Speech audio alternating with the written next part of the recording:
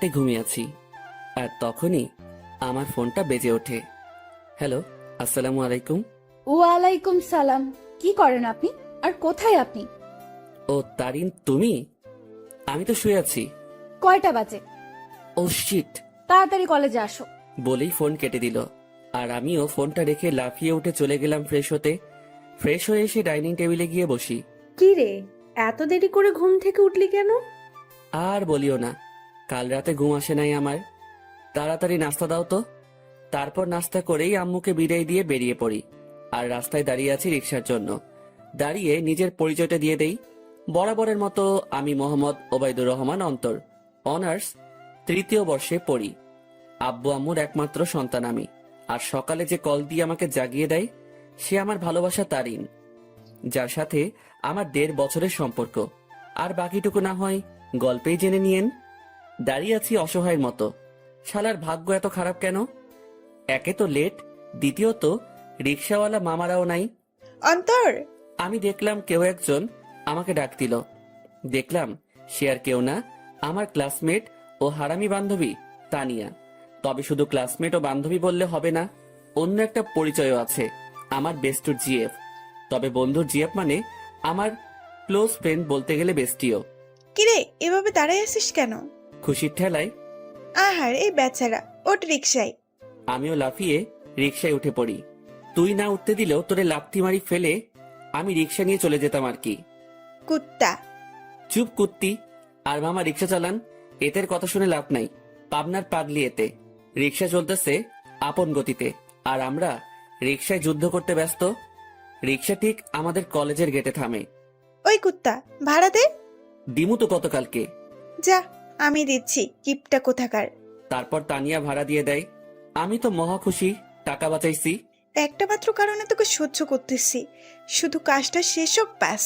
যা তোর কাজ করবো না আমি, মুড়ি খা। তারপর তানিয়ার সাথে ক্লাসের দিকে যেতে লাগি।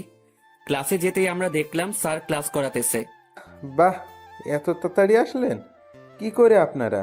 না মানে স্যার, রিক্সার চাকা পাঞ্চার হয়ে গেছে, তাই দেরি হয়ে গেছে স্যার। বাহানা বানাইস না, তোরে হাড়ে হাড়ে চিনি আমি। স্যার আজকের জন্য মাফ করে দেন না। যা সিটে বয়, ইম্পর্ট্যান্ট ক্লাস চলছে। আজকে এমনেও নোট দেয়া হবে, নিয়ে নিস। স্যার আমাকে ভালো করে চিনে, যদি কথা বাড়ায় তাহলে তার মাথা যাবে, তাই কিছু না বলেই ক্লাসে বসতে দেয়। আমিও বসে পড়ি আর ক্লাসে মনোযোগ দেই। তবে দেখলাম তারিন আমার দিকে অন্যভাবেই তাকিয়ে আছে। ক্লাসটা শেষ হতেই আমি ক্যাম্পাসে চলে গেলাম। দেখলাম তারিনও আসলো। এত লেট কেন আজকে? সরি, আসলে ঘুম থেকে উঠতে লেট হয়ে গেছে। তানিয়ারও কি ঘুম থেকে উঠতে লেট হয়ে গেছে, নাকি সেও তোমার সাথে একত্রে আসলো? আরে সেটা তো আমি জানি না, তাকে জিজ্ঞাসা করো তুমি। আর তুমি তানিয়াকে নিয়ে কথা বলতেছো কেন? সে তো আমার ফ্রেন্ড হয়। তারিন আমার পাশে এসে বসে। দেখো অন্তর, আমি সত্যিই তোমাকে ভালোবাসি, আর তোমাকে হারাতে চাই না। প্লিজ আমাকে চিট করিও না। চিন্তা করিও না, আমি তোমার ভরসা ভাঙবো না। তাহলে বলো, তানিয়ার সাথে কিসের এত কথা তোমার? সময় হলেই বুঝতে পারবা। এখন চলো ক্যান্টিনে চাই। চলো। আর কি বলবো তোমাকে? তোরাই যা, আমি তো আকাশ থেকে ভেসে আসছি। না রে শালা, তুই তো উগান্ডা থেকে আসছিস। দূর বেটা। তাহলে আমি বা কেন বাদ যাব? চলো চারজনেই ক্যান্টিনে গিয়ে নাস্তা করে নেই। তারপর আমরা ক্যান্টিনে যেতে লাগি, কিন্তু তারিন তানিয়াকে দেখে কিছুটা সংকোচ বোধ করতে লাগলো, কারণ অন্তর আর তানিয়ার মধ্যে কিছু তো একটা চলতেছে, যা থেকে সে বিরত। আমরা সকলেই ক্যান্টিনে গেলাম, আর তানভীরকে পাঠালাম নাস্তা আনতে, আর আমরা আড্ডা দিতে ব্যস্ত। কিন্তু তারিন বারবার অন্তরের দিকে তাকাচ্ছে। সে অন্তরের চোখের ইশারা দেখতে লাগে, যা তানিয়াকে দেওয়া হচ্ছে। কি এমন কথা তানিয়া ও অন্তরের মধ্যে, যা আমাকে বলা হয়নি? তাদের দুজনের হাবভাব ঠিক লাগতেছে না আমার। অনেকদিন ধরে তাদের আমি একটু ক্লোজ আসতে দেখলাম। কোনো অন্তর আমাকে ঠকাচ্ছে না তো? যেই করেই হোক, তাদের দুজনের মধ্যে কথাবার্তাগুলো আমাকে জানতে হবে। তানভীর নাস্তা নিয়ে আসে, আর আমরাও মজা করে খেতে লাগি। নাস্তা খাওয়া শেষ করে আমরা ক্যাম্পাসে চলে যাই। আমি দেখলাম তারিন একটু অন্যমনস্ক হয়ে আছে। কি হয়েছে তোমার? এইভাবে অন্যমনস্ক হয়ে আছো কেন? কোনো সমস্যা? কিছুই না। আচ্ছা শোনো, চলো না একটু ঘুরে আসি। সরি, তানিয়ার সাথে একটু কাজ আছে আমার, কাল যাব, কেমন? আচ্ছা ঠিক আছে। অন্তর, আজকে আমাদের কি করার কথা ছিল? জানি, চলো। আচ্ছা এভরিবডি, ঠিক আছে, পরে কথা হবে। আমার আর অন্তরের একটা কাজ আছে। ঠিক আছে যাও। আর অন্তর সাবধান শালা। বেশি কথা বলবি তাহলে কিন্তু। আচ্ছা যা শালা মর্গা। আর তানিয়ার খেয়াল রাখবি। তারপর আমি আর তানিয়া বিদায় নিয়ে চলে গেলাম আমাদের কাছে। অন্যদিকে তানভীর, বল। অন্তর আর তানিয়ার দিকে খেয়াল করছিস তুই? কি হয়েছে তাদের? তাদের হাব ভাব দেখছিস তুই? দেখলাম তো। আমার থেকে তো কোনো কিছুই মনে হলো না। তোর থেকে মনে হবে কিভাবে? তোর বেস্টু বলে কথা। কিন্তু আমার থেকে তানিয়ার অন্তরের হাব ভাব ঠিক লাগছে না। এর উপর আমার পুরো বিশ্বাস আছে ও কোনোদিনও কোনো উল্টোপাল্টা কাজ করবে না। কিন্তু তানভীর, আমার না একটু তাদের হাব ভাব থেকে সন্দেহ হচ্ছে। তুই নেগেটিভভাবে ভাবছিস বলে তোর এমনটা লাগতেছে, কিন্তু পজিটিভলি ভাব, তাহলে দেখবি সব ঠিক লাগবে। কিন্তু তারিনের মনে এখনো অন্তরের প্রতি সন্দেহ আছে, কারণ তারিনকে না বলে সে তানিয়ার সাথে খুব ক্লোজলি ভাবে কথা বলতেছে। এইদিকে আমি আর তানিয়া শপিং মলে চলে আসলাম। আসলে আমাদের কিছু কেনাকাটা করতে হবে, তাই। তো কি কি কিনবি বল? লিস্ট ফুল রেডি করেই আনছি। তাহলে শুরু করে দে। আমরা আমাদের লিস্ট অনুযায়ী শপিং করতে ব্যস্ত। প্রায় আমাদের শপিং শেষ, আর তখনই তানিয়া ডাক দেয়। কিরে, ডাকতেছিস কেন? চল জেন্টস শপে যাব, একটা টি শার্ট নিব। আমার জন্য নিবি? হ্যাঁ, আমাকে পাগলা কুকুর পাইছে তো। আসলে তোরে পাগলা কুকুরে পাইছে? অন্তর, এটা কিন্তু বেশি হইতেছে। ও মা গো, টুরুলা। আচ্ছা চল। তারপর গেলাম টি শার্ট কিনতে, মানে তানিয়া কিনবে আর আমি দেখবো। কি কালার পছন্দ তানভীরের? আমি আর তানভীর প্রায় সেম কালার পছন্দ করি। বুঝছি, হাই রে চয়েস রে। তারপর তানিয়া ঘুরে ঘুরে দেখতে লাগলো, আর কয়েকটা টি শার্ট নিয়ে আমার কাছে আসে। দেখ, এখান থেকে দুইটা সিলেক্ট করে দে। আমিও দুইটা টি শার্ট সিলেক্ট করে দেই, আর সেও কিনে নেই। চল, খিদা লাগছে, কিছু খাওয়াবি? চুপচাপ বাসায় গিয়ে খেয়ে নিস। এমনিও টাকা আছে কিনা জানি না। চুপ কিপটা, তোর জন্যই তো আমি শপিং মলে আসছি, আর তোর জন্যই তো শপিং করলাম। এখন কিপটামি করিস না, চল রেস্টুরেন্টে। আমি তো শপিং এ টাকা খরচ করলাম, তুই তো শুধু তানভীরের জন্য টি শার্ট নিলি। ওলে বাবারে, টাকা তোর একা যায় নাই, তোর শপিং এ আমি তানভীরের টাকাও আছে। আর এটা তো তোর জানের জন্য করতেছি আমরা। এখন কিপটামি না করে চল তো। বাবা গো, চল বুঝছি, 1 টাকাও বাসায় নিতে দিবি না। তারপর আমরা রেস্টুরেন্টে গেলাম। সেখানে গিয়ে আমরা বসে পড়লাম, আর তখনই তানভীর ফোন দেয়। হ্যালো, কে? শপিং হয়েছে মামা, নাকি আরো বাকি আছে? শপিং শেষ, শুধু লাস্ট জিনিসটা আনলেই সব কমপ্লিট। সেটা আমি আনবো তো সময় মতো, তুই চিন্তা করিস না। আচ্ছা, তারিন কি চলে গেছে? তবে মামা, তোকে আর তানিয়াকে সন্দেহের নজরে দেখতেছে। বলতেছে তোর আর তানিয়ার মধ্যে নাকি কিছু চলতেছে। হ, তাও তার জন্যই। তো কি করিস? আমি কি করবো? যা করার তোর তানিয়া করতেছে। আমারে লুটতেছে রে মামা। আজ যদি তানিয়ার সাথে ব্রেকআপ করতি, তাহলে এই দিন দেখতে হতো না আমার। সমস্যা নাই, তানভীর যদি আমাকে ছেড়ে দেয়, আমিও তোর গলায় পড়বো আর কি। যা লুট হ। আচ্ছা, খাওয়া দাওয়া করে নিয়ে জিনিস সহ তানিয়াকে বাড়ি দিয়ে আসিস। ভাই, তুই এসে নিয়ে যা না। সাথে সাথে তানিয়া আমার থেকে ফোন কেড়ে নিল, আর শুরু করে দিল তাদের প্রেমালাপ। আর আমি বেচারা আমারটার জন্য মরতেছি। তানিয়া তানভীরের কথা শেষ, আর আমাদেরও খাবার চলে আসে।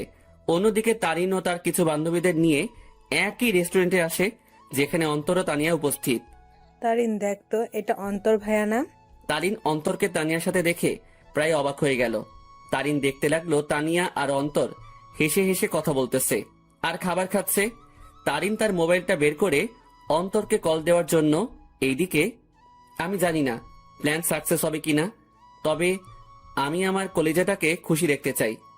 আমরা তো সেটাই চেষ্টা করতেছি অন্তর, তুই চিন্তা করিস না। হঠাৎই আমার কলটা বেজে ওঠে, আর দেখলাম তারিন কল দিছে। আমিও রিসিভ করলাম। হ্যালো। কোথায় তুমি? আমি তো বাসায়। কেন? ও, কি করো তুমি? এই তো আছি। আর কি, মোবাইল নিয়ে। তুমি কি করো? আমিও মোবাইল নিয়ে ব্যস্ত। আচ্ছা, পরে কথা বলি, কেউ রুমের দিকে আসতেছে। Okay bye. তারপর কেটে দিল। কি বলে সে? আমি কোথায় কি করি এইসব? বাদ দে, তাড়াতাড়ি খাবার খেয়ে নে। অন্যদিকে তারিন অন্তরের মিথ্যা কথা শুনে মুখ চেপে কান্না করতে করতে বেরিয়ে যায়, সাথে তার বান্ধবীরাও। ও কেন আমার সাথে এত বড় প্রতারণা করলো? যদি আমাকে ভালো না বেসে থাকে, তাহলে কেন আমার ফিলিংস নিয়ে এইভাবে খেলা করলো সে? আমি কি ওকে ভালোবাসি নাই, নাকি আমার ভালোবাসায় কমতি ছিল? না, এর জবাব ওকে দিতেই হবে। তারিন কোনো মতে তার চোখের পানি ধরে রেখে বাড়ি চলে যায়। এইদিকে, ম্যাডাম চলেন, আজকে এমনিও অনেক কাজ আছে আমাদের। তারপর বিল মিটিয়ে তানিয়াদের বাড়ির দিকে চলে যাই। তবে তানিয়াদের পুরনো বাড়িতে যাই আমরা। তানিয়াদের পুরনো বাড়িতে আসার আগেই তানবীরকে কল দিয়ে আসতে বলে দেই, আর সে এখন উপস্থিত। সব নেওয়া হয়েছে তোর? হয়েছে, জাস্ট লাস্ট জিনিসটাই বাকি। মামা, তারিন কিন্তু তোর উপর সন্দেহ করতেছে। সে মনে করতেছে আমার কলিজার লগে তোর চলতেছে। আমাকে কি পাগলে পাইছে? এই সেমির সাথে আমার চলবো? ভাই রে ভাই, কি জিনিস রে এটা! আমার লুটি ফেললো। ভাই, একটু দেখে শুনে রিলেশন করতে পারিস না? ওই সাবধান। ঝগড়াঝাড়ি বাদ দে, আর এইগুলো আমাদের দিয়ে বাড়ি যা, আমরা কাজ শুরু করে দিব। ওকে, নেইগুলো, আমি গেলাম। তারপর তাদের জিনিসপত্রগুলো দিয়ে আমিও বাড়ি চলে গেলাম। কই ছিলি তুই? আসিলাম আর কি, মেসেজ দিছিলাম না, দেখো নাই? দেখছি। যা রুমে, আমি তোর জন্য চা আনতেছি। এই না হলে আমার আম্মু আমার কতই না খেয়াল রাখে, আমাকে কতই না ভালোবাসে। হাওয়া দাওয়া বন্ধ কর। আমিও রুমে চলে গেলাম আর একটু ফ্রেশ হয়ে সেই খাটে লেটিয়ে পড়ি। আর আজকের পার্টির জন্য উত্তেজিত। আসলে প্রায় এক সপ্তাহ আগ থেকে আজকের দিনের জন্য প্ল্যান করতেছি আমি, তানবীর ও তানিয়া। কারণ আজ আমার কলিজাটার জন্মদিন, তাই চিন্তা করলাম ওর জন্য সারপ্রাইজ বার্থডে পার্টি অ্যারেঞ্জ করে তারিনকে সারপ্রাইজ দিব আমি। আমি শিওর তারিন আজকে সেই লেভেলে চমকেও যাবে, ও খুশিও হবে। কারণ আমি জানি তারিন আমাকে কতটা ভালোবাসে। আম্মু চা নিয়ে আসে। আসলে দুপুরে চা খাওয়ার অভ্যাস, তাও রং চা। কি রে, আজকে তোর চেহারায় অন্য কিছুই দেখতে পাচ্ছি আমি। কি ঘটিয়ে আসলি আবার? দূর, কই কি ঘটাইছি আমি? সত্যি করে বল, কি ঘটিয়ে আসলি তুই? তোর চেহারায় আজ অন্য কিছুই বলতেছে আমাকে। ধুর আম্মু, বললাম তো কিছুই ঘটাই নাই। যাও, কথাই বলবো না। বলিস না, আমি গেলাম। তুই তোর রং চা শেষ কর। তারপর আম্মু চলে যায় আর আমিও রং চা শেষ করলাম। আর আজকে কি কি হবে সেটা নিয়ে ভাবতে লাগলাম। অন্যদিকে তারিন বালিশে মুখ গুজে কান্না করতে ব্যস্ত, কারণ সে অন্তরকে তানিয়ার সাথে রেস্টুরেন্টে দেখলো।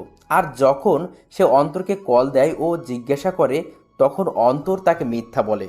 সে অন্তরের এইসব নিয়ে ভাবতে লাগে আর চোখের পানি ফেলতে লাগে। সন্ধ্যাবেলা আমিও রেডি হয়ে নিলাম, দেখলাম তানিয়া কল দিছে। হ্যাঁ বল। কই তুই আসবি না? আমি না আসলে আমার তারিনকে কেক কে খাওয়াবে, ও লাগাবে। আচ্ছা, তানবীর কি গেছে কেক আনতে? তুই তাড়াতাড়ি আয়। বলেই কল কেটে দিল। আমিও মোবাইল আর ওয়ালেট নিয়ে বাসা থেকে বেরিয়ে পড়লাম। আমি চলে গেলাম সেই জায়গায়, সেখানে আমাদের বার্থডে পার্টি হবে। আর সেটা হলো তানিয়াদের পুরনো বাড়ি। আসলে তানিয়ার পরিবার আমাদের চিনে, আর তানিয়া ও তানভীরের বিয়েও ঠিক হয়ে আছে। কারণ তানিয়া ও তানভীরের বাসায় তাদের সম্পর্ক মেনে নেয়। আমিও দরজার কাছে গিয়ে নক দেই। কিরে, আসছিস? হ, আজকেই সেই মজা হবে। আমি তো আর ওয়েট করতে পারতেছি না। ভেতরে চল তো। আমিও ভিতরে চলে যাই। অন্যদিকে তানিনের বান্ধবী নিশু দেখে অন্তর ও তানিয়ার কথাবার্তা শুনে অবাক হয়ে যায়। এটা আমি কি শুনলাম? অন্তর ভাইয়া তানিয়া আপুর সাথে উনি এত নিচু মানুষ তা আমার জানা ছিল না। আমি এখনই তারিনকে বলবো এই সব। নিশু তার মোবাইল বের করে আর তারিনকে কল দেয়। হ্যালো তারিন, শোন, কথা আছে। বলো। তারপর নিশু যা যা শোনে সব বলে। যা শুনে তারিন এবার রেগে যায়। আই জানোয়ারের বাচ্চা, আমি এবার ছাড়বো না। আমি এর শেষ দেখেই ছাড়বো। তুই সেইখানেই থাক, আমি এক্ষুনি আসতেছি। তারপর কল কেটে দেয় আর তারিনও রেগে ঘর থেকে বের হয় অন্তরকে সাহায্য করার জন্য। তারিন ও তার বান্ধবী নিশু মিলে ঘরের দরজায় গিয়ে কান পেতে শুনে। এইদিকে আমি আর তানিয়া মিলে হলরুমে যা যা করা বাকি ছিল তা করলাম। আমিও তাড়াহুড়ো করতে গিয়ে সেখানে থাকা সোফার টেবিলের উপরে একটা বোতল ছিল, সেটা ধাক্কা খেয়ে তানিয়ার গায়ে পড়ি। আউ! সরি। এত তাড়াহুড়ার কি আছে, আস্তে আস্তে কর। ওকে। অন্যদিকে তারিন তাদের কথাগুলো শুনে মুখ চেপে কান্না করতে লাগলো। আর নিশু প্রায় অবাক হয়ে গেল এই সব শুনে। অন্তর ভাইয়া এত নিজ আর নোংরা প্রজাতির মানুষ হবে তা কল্পনাও করতে পারি না আমি। কুত্তার বাচ্চা, জানোয়ার, নরপশু, তুই তো আজকে শেষ। তারপর তারিন জোরে জোরে দরজা নক করতে লাগে। এইদিকে মনে হয় ও চলে আসছে। ওরে আমার লজ্জাপতি, এত লজ্জা পাইস না। তোর লজ্জা দেখে না লজ্জাও ইনসাল্টেড ফিল করবে। কুত্তা, তোর সাথে কি এমন দুশ্মনী করলাম, কথায় কথায় ইনসাল্ট করিস? যা, দরজা খোল। আমিও গিয়ে দরজা খুললাম। দরজা খুলে থ হয়ে গেলাম, কারণ তারিন ও নিশু উপস্থিত। তোমরা সাথে সাথে তারিন আমার কলার ধরে আমাকে ছুঁড়ে মারে ফ্লোরে। কুত্তার বাচ্চা, জানোয়ার, শয়তান, বেয়াদব, লম্পট, বখাটে, প্লে বয়। আমার সাথে কি করে এসব করতে পারলি তুই? সাথে সাথে তারিন তার জুতা খুলে আর আমার গালে মারতে থাকে। জানিস আমি তোকে কতটাই না ভালোবাসছি, কিন্তু তুই যে এমন হবি কে জানতো? তারিন, কি করছিস তুই এইসব? চুপ, বেয়াদব নষ্টা মেয়ে। তোর আর তানভীরের বিয়ে ঠিক হয়ে থাকার পরেও তুই আমার বয়ফ্রেন্ডের সাথে ছি। আর তুই, তোকে কতই না ভালো ভাবছিলাম আমি, কিন্তু তুই তো আস্ত একটা লুচ্চা, বেয়াদব, লম্পট। মানে যত খারাপই বলি না কেন, তার থেকেও নিচ তুই। আমি তারিনের অবস্থা দেখে অবাক হয়ে গেলাম। আর সে তো আমাকে তার পায়ের জুতো দিয়ে আমাকে মারলো। তার এই ব্যবহার দেখে আমার চোখ দিয়ে টপ টপে পানি পড়তে লাগে। আজ তারিন আমার সাথে এটা করতে পারলো? আমি কি এমন অপরাধ করলাম যার জন্য তারিন আমাকে এতগুলো কথা শোনালো আর জুতার বাড়িও দিল? তোর যদি রুম ডেট করার এত ইচ্ছা ছিল আমাকে বলতি, কিন্তু তুই কি না। এই লুচ্চা প্লে বয়, তোর কি একটুও মনে সংকোচ বোধ করে নাই? নিজেই নিজের বেস্ট ফ্রেন্ডের হবু বউয়ের সাথে তুই। আমার তো মন ভেঙে ফেললি, কিন্তু কি করে নিজের বেস্ট ফ্রেন্ডকেও ধোকা দিলি তুই? বলেই তারিন আমাকে জুতা দিয়ে মারতে লাগলো। সি ভাইয়া, আপনি এত নিচু প্রজাতির মানুষ হবেন তা আমার জানা ছিল না। আপনি জানেন তারিন সবসময় আপনাকে নিয়ে কথা বলতো, সবসময় আপনাকে নিয়ে কতই না স্বপ্ন ছিল তার, কিন্তু আপনি কি না। সি ভাইয়া, আপনাকে দেখে আমার ঘৃণা হচ্ছে। তাদের কথাগুলো শুনে আমি চোখ দিয়ে পানি ফেলছিলাম। আজ তারিন আমাকে এইভাবে অপমান করলো। আমি তো কোনো অন্যায় করি নাই, তাহলে কি বলতেছে তারিন এইসব? সত্যি কলিজাটা ফেটে যাচ্ছে আমার। জানিস তোকে কি করা দরকার? তোকে জুতার মালা পরায় এলাকায় ঘুরানো দরকার। দাঁড়া, আমি পুলিশকে কল দিচ্ছি। আর তখনই তানভীর কেক নিয়ে উপস্থিত হয়। সে আমাকে এভাবে পড়ে থাকতে দেখে ও তারিনকে এখন এখানে দেখে অবাক হয়ে যায়। এই অন্তর, এইভাবে পড়ে আসিস কেন? আর তারিন এখন এখানে কি করতেছে? তানভীর, আমি তোকে আগেও বলেছি, এই জানোয়ার ও তোর নষ্টা হবু বউয়ের মাঝে অনেক কিছু চলতেছে, কিন্তু তুই বিশ্বাস করিস নাই। কিন্তু দেখ, আমার সন্দেহ ঠিক সত্যিই হইছে। আজ আমিও নিশু মিলে হাতে নাতে ধরছি এই দুইটাকে। তারা এখানে তাদের কীর্তিকলাপে ব্যস্ত ছিল, আর আমাকেও তোকে ঠকাছিল তারা দুজন মিলে। তানভীর কথাটা শুনে অবাক হয়ে যায়, তবে তানভীর অবাক হয় তারিনের কথাগুলো শুনে। এই কি বললি তুই? অন্তর আর তানিয়ার মাঝে কি চলতেছে? দেখ তুই, তাদের দুইটাকেই তানিয়ার পুরনো বাড়িতে ধরছি আমরা। দেখ, পুরনো বাড়িতে এসে তারা তাদের প্রেম লীলা চালাচ্ছিল, কিন্তু আজ ধরা খেয়ে গেল দুই নষ্টা। সাথে সাথে তানভীর দিল তারিনকে কষে এক থাপ্পড় খেয়ে তারিন ফ্লোরে পড়ে যায়। দেখলাম তানভীর রেগে আছে। আমিও উঠে তানভীরকে ধরি। অন্তর, ছাড় আমাকে। এই মেয়ে কাকে কি বলতেছে? তারিন তানভীরের দিকে গাল হাত দিয়ে তাকিয়ে আছে, আর নিশু অবাক চোখে তানভীরের দিকে তাকিয়ে আছে। তানভীর আমার থেকে নিজেকে ছাড়াই নাই আর তারিনের চুলের মুঠি ধরে দাঁড় করায়। এই, তুই কাকে কি বলছিস? আর কি বললি তুই? তারা এখানে এসে তাদের প্রেম লীলা চালাচ্ছিল, তাই না? আয় আমার সাথে তুই। তারিনের চুলের মুঠি ধরে হলরুম দেখাতে লাগে। এই দেখ, তারা আসলে কি করতেছিল। তোর জন্মদিন উদযাপন করার জন্য সে আজ থেকে 7 দিন আগে থেকেই তোকে খুশি করার জন্য আমাকে ও তানিয়াকে নিয়ে প্ল্যান করে। সে তোর হাসি মুখটা দেখার জন্য দেখ কি করছে। চারদিকে ভালো করে তাকিয়ে দেখো। তারিন ভালো করে দেখে পুরো হলরুম দেখে যা সম্পূর্ণভাবে সাজানো। সেখানে বেলুন, জরি কাগজ ও বিভিন্ন কাগজের কারুকার্য দিয়ে সাজানো। তারপর তানভীর তারিনের চুলের মুঠি ধরে বার্থডে অলবোর্ড দেখায়। কি, ওরা তো এখানে নষ্টামি করতে আসছে, তাহলে এই সব কোনো প্রয়োজন ছিল? উত্তর দে। তানভীর আবার তারিনকে চুলের মুঠি ধরে কেকের প্যাকেটের কাছে নিয়ে যায়। দাঁড়া, তাদের নষ্টমী আরও একটা নমুনা দেখায় বলেই সেই প্যাকেট খুলে দেখায়। দেখ, তাদের নষ্টামি উদযাপন করার জন্য বার্থডে কেক আনে, যেটা তো সুন্দর করে লেখা আছে হ্যাপি বার্থডে তারিন। তারিন এইসব দেখে তাদের মনের মধ্যে অন্তরের বিরুদ্ধে যত সন্দেহ ঘৃণা ছিল সব দূর হয়ে যায়, আর সেই সেখানেই হাউমাউ করে কান্না করে দেয়। কিরে, এখন কান্না করতেছিস কেন তুই? আরও দেখবি তাদের নষ্টামির নমুনা। আসলে তোদের মতো মেয়েরা না ভালোবাসতেই জানে না, শুধু মুখে ভালোবাসি ভালোবাসি বললেই হয় না, মনে প্রাণে বিশ্বাসও করতে হয় ভালোবাসার মানুষকে। কিন্তু তুই কি করছিস? খালি সন্দেহ। হ্যাঁ, আমার বেস্টু খারাপ, কারণ সে তাকে খুশি করতে চেয়েছিল, আর আমি আমার সেই খারাপ বন্ধুকে নিয়ে গর্ব করি, কারণ সে মানুষকে ঠকায়নি কোনো দিনও।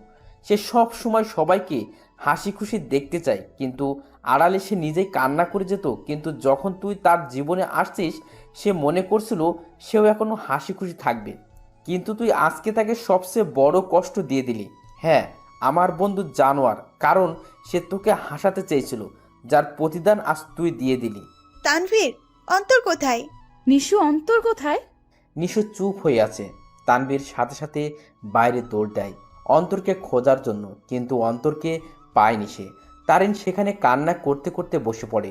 তারিন, ছি, তুই এত নিস মন মানসিকতার মেয়ে, তা আমার জানা ছিল না। কিভাবে তুই এ ভাবলি?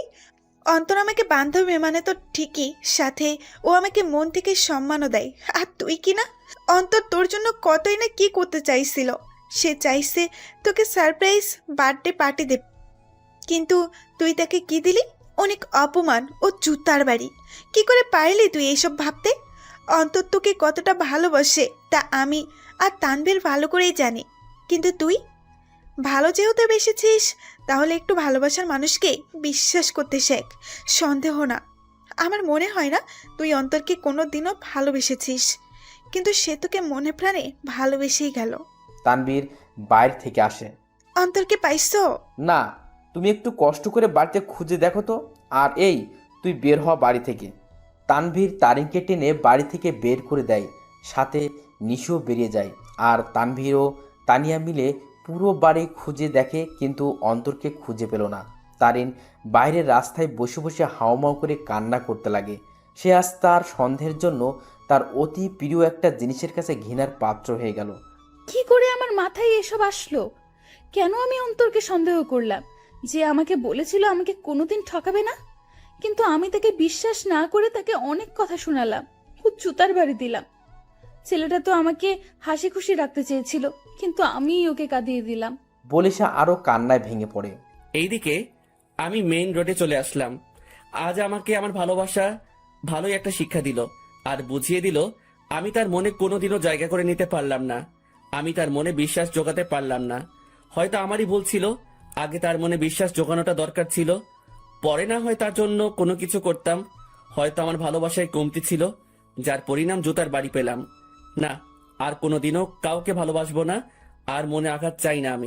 আমি তারিনকে পেয়ে মনে করেছিলাম আমার দুঃখ কষ্ট ওর সাথে শেয়ার করব। মনে করলাম ও আমাকে বুঝবে, কিন্তু আমি ভুল ছিলাম। থাক, আর কাউকে ভালোবাসার প্রয়োজন নেই, আমি একাই ঠিক আছি।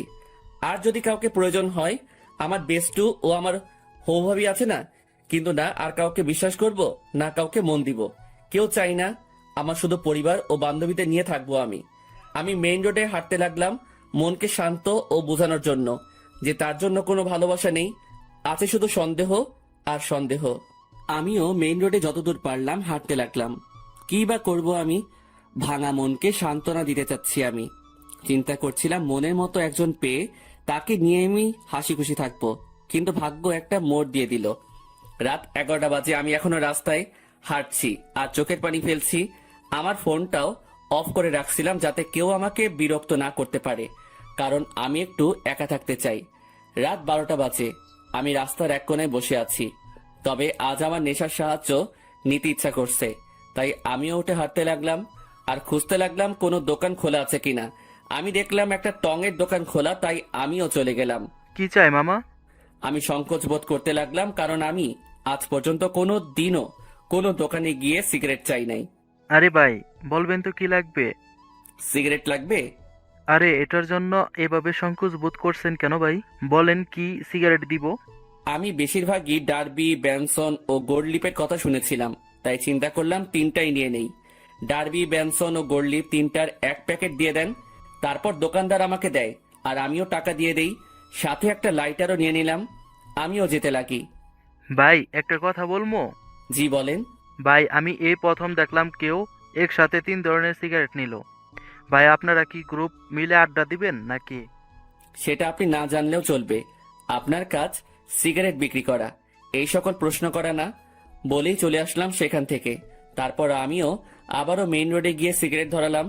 হাতে সিগারেট খাবো কি খাবো না তা ভাবতে লাগলাম।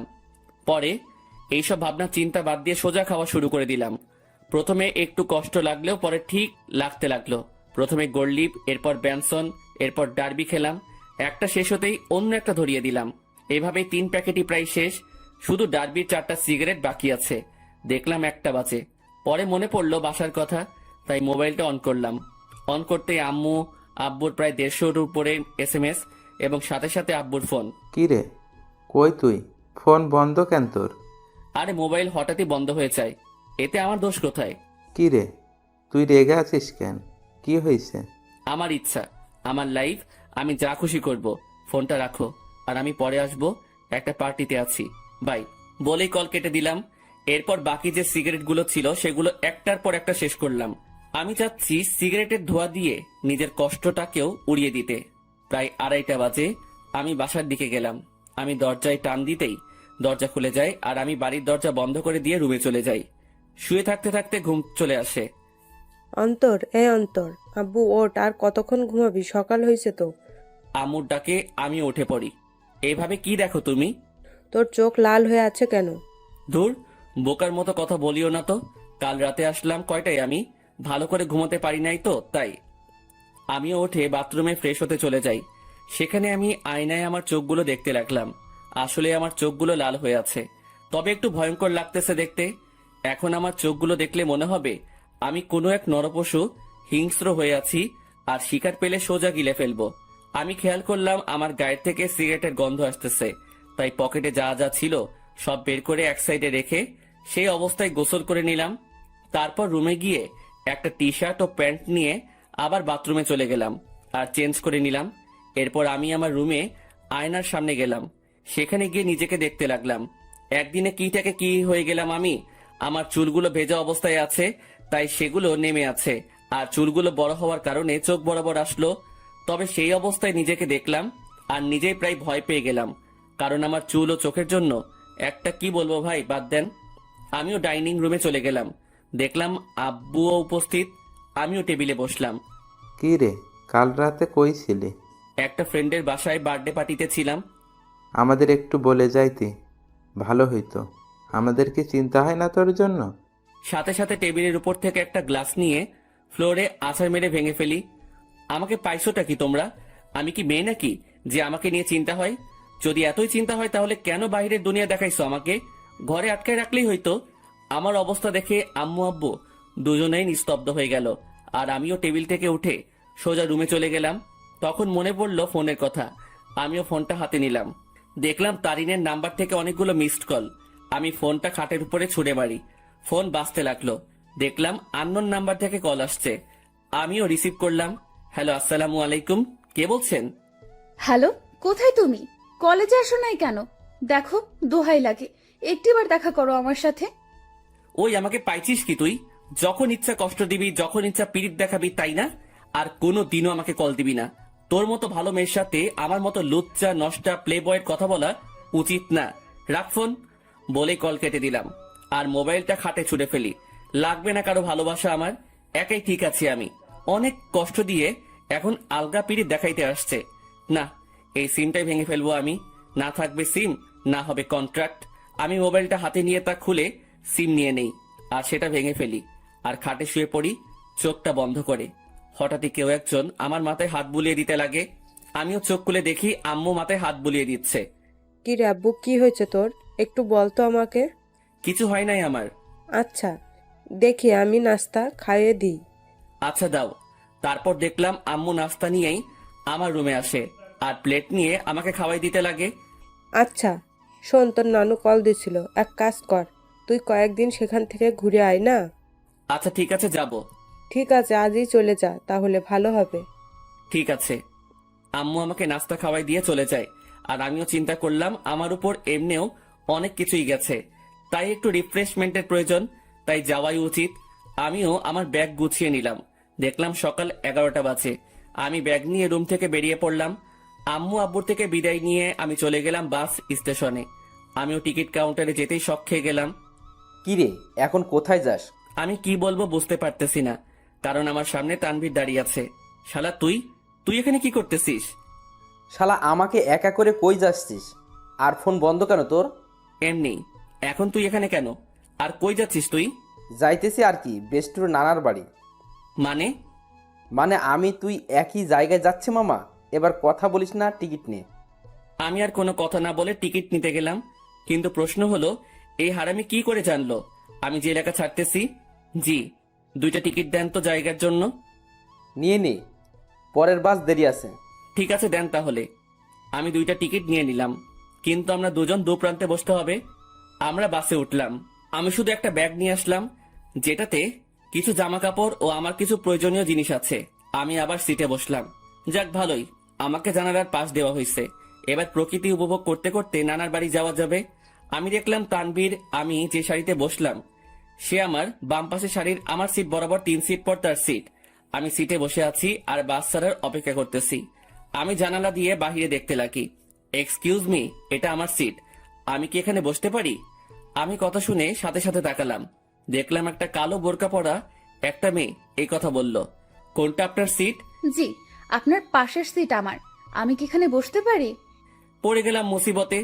আমি কিনা সিট পেলাম, তাও একটা মেয়ের পাশের সিট। হয়তো অনেক ছেলে এই জিনিসটাকে তাদের জন্য সৌভাগ্য মনে করে, কিন্তু আমার জন্য এইসব দুর্ভাগ্য। কারণ আমি অন্য ছেলেগুলোর মতো মেয়ে পাগল না।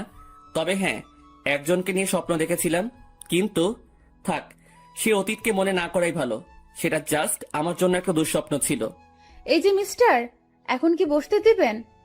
আজব তো, আপনার সিট আপনি বসবেন, এটা নিয়ে তো মাথা খাওয়ার কি আছে? বসেন আপনার সিটে। তারপর মেয়েটা আমার পাশের সিটে বসে পড়ে। তবে আমার একটু আনইজি লাগতেছে। আমি তানভীরকে দেখতে লাগলাম। তানভীরের সাথেও একটা বোরকা পরা মেয়ে বসছে, আর সে তো পিড়িতিরে আলাপ করতে ব্যস্ত। আপু, একটা কথা বলি, কিছু মনে করিয়েন না। আপনি যদি আমার বন্ধুর সিটে গিয়ে বসতেন তাহলে একটু ভালো হতো। সরি, পারবো না। আমি আমার সিট ছাড়া অন্য কোথাও বসি না, এটা সম্ভব না। বাপরে বাপ, কি জিনিস রে ভাই! একটা ছেলে পাশে বসছে, আমি ছেলে হয়েও তার জন্য একটু সুবিধার জন্য কথা বললাম, আর সেই কিনা গাড়ি স্টার্ট করলো। গাড়ি চলতে লাগলো আপন শক্তিতে, আর আমিও জানালার বাহিরে তাকিয়ে প্রকৃতি উপভোগ করতে ব্যস্ত। আচ্ছা, যদি কিছু মনে না করেন, আমাকে কি জানালার সিটটা দিবেন? আমি এ দেওয়া নেওয়া বন্ধ করে দিছি। যেটা নিজের সেটাকে নিয়েই থাকি, আর আমার জানালার সিট পড়ছে, তাই আমি এখানে থাকবো। দিবেন না ভালো কথা, এত অ্যাটিটিউড দেখাচ্ছেন কেন? আমার অ্যাটিটিউড বেশি, তাই দেখাচ্ছি। নাও প্লিজ সাইলেন্ট। কিছুক্ষণ নীরবভাবে বসে বসে বাহিরের প্রকৃতি দেখতে লাগলাম, আর প্রকৃতির বাজেও হারিয়ে যেতে লাগি। আর তখনই তারিনের মিষ্টি হাসিটি মনে চলে আসলো। সাথে সাথে আমি প্রকৃতি থেকে আমার মনোযোগ সরিয়ে নিলাম। কি হলো, শখ খেলেন নাকি?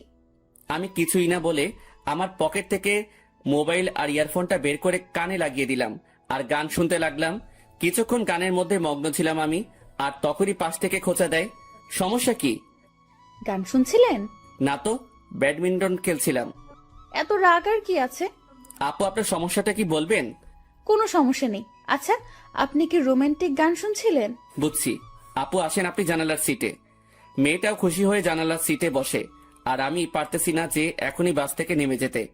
মেজাজটা খারাপ আগে থেকেই, আমার এখন আরো খারাপ করে দিল। আমি তানবীরকে দেখলাম শালা মেয়ের সাথে পিরিতির আলাপ করতেছে। হয়তো শালা ভুলেই গেছে তার বিয়েও ঠিক হয়ে আছে। আমি তানবীরকে ডাক দিলাম। তানবীর সিট থেকে আসে, কোনো মতে দাঁড়ায়। মেয়ে পেয়ে তো ভালোই কাজ চালাচ্ছিস, শালা ভুলে গেছিস তোর বিয়ে ঠিক হয়ে আছে? নাকি তানিয়ারে কল দিয়ে বলমু? আরে দোস্ত, মেয়েটা অনেক ফ্রেন্ডলি বিহেভ করে ভাই, অনেক হাসি আড্ডাও করে, তাই আর কি একটু। আমিও তানিয়ারে কল দিয়ে একটু। না না, কল দিস না দোস্ত, না হলে সব শেষ হয়ে যাবে বেটা। হোক শালা, সব শেষ। তোর পাশেও তো একটা মেয়ে, তার সাথে তুইও ফ্ল্যাট কর, কে বারণ করলো তোরে? সেটাই তো সমস্যা। এক কাজ কর, তোর পাশের মেয়েটাকে এখানে পাঠাই দে কষ্ট করে, না হলে। এই যে মিস্টার, মেয়েদের পাশে বসলে সমস্যা কোথায়? এলার্জি আছে আমার।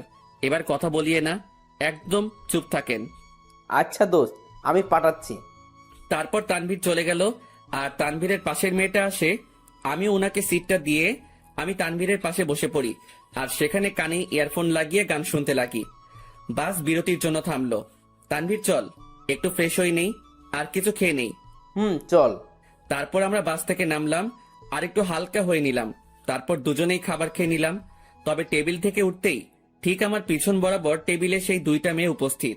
আমি তাদের দেখেও না দেখার ভান করে চলে গেলাম হাত ধুতে। তারপর হাত ধোয়া আমি তানভীরের কাছে গেলাম।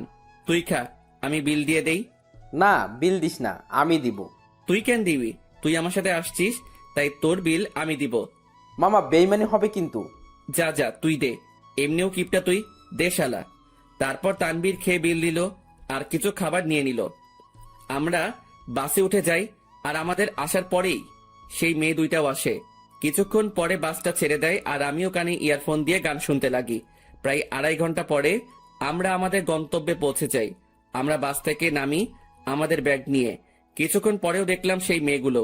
আমি তাদের দেখেও না দেখার ভান করে আমি মোবাইলটা বের করলাম আর মামাকে ফোন দিলাম। হ্যালো মামা, কই তুমি? আরে আমি সিএনজি স্টেশনের সামনে। আর তানভীরকে দিয়ে মামার কাছে চলে গেলাম।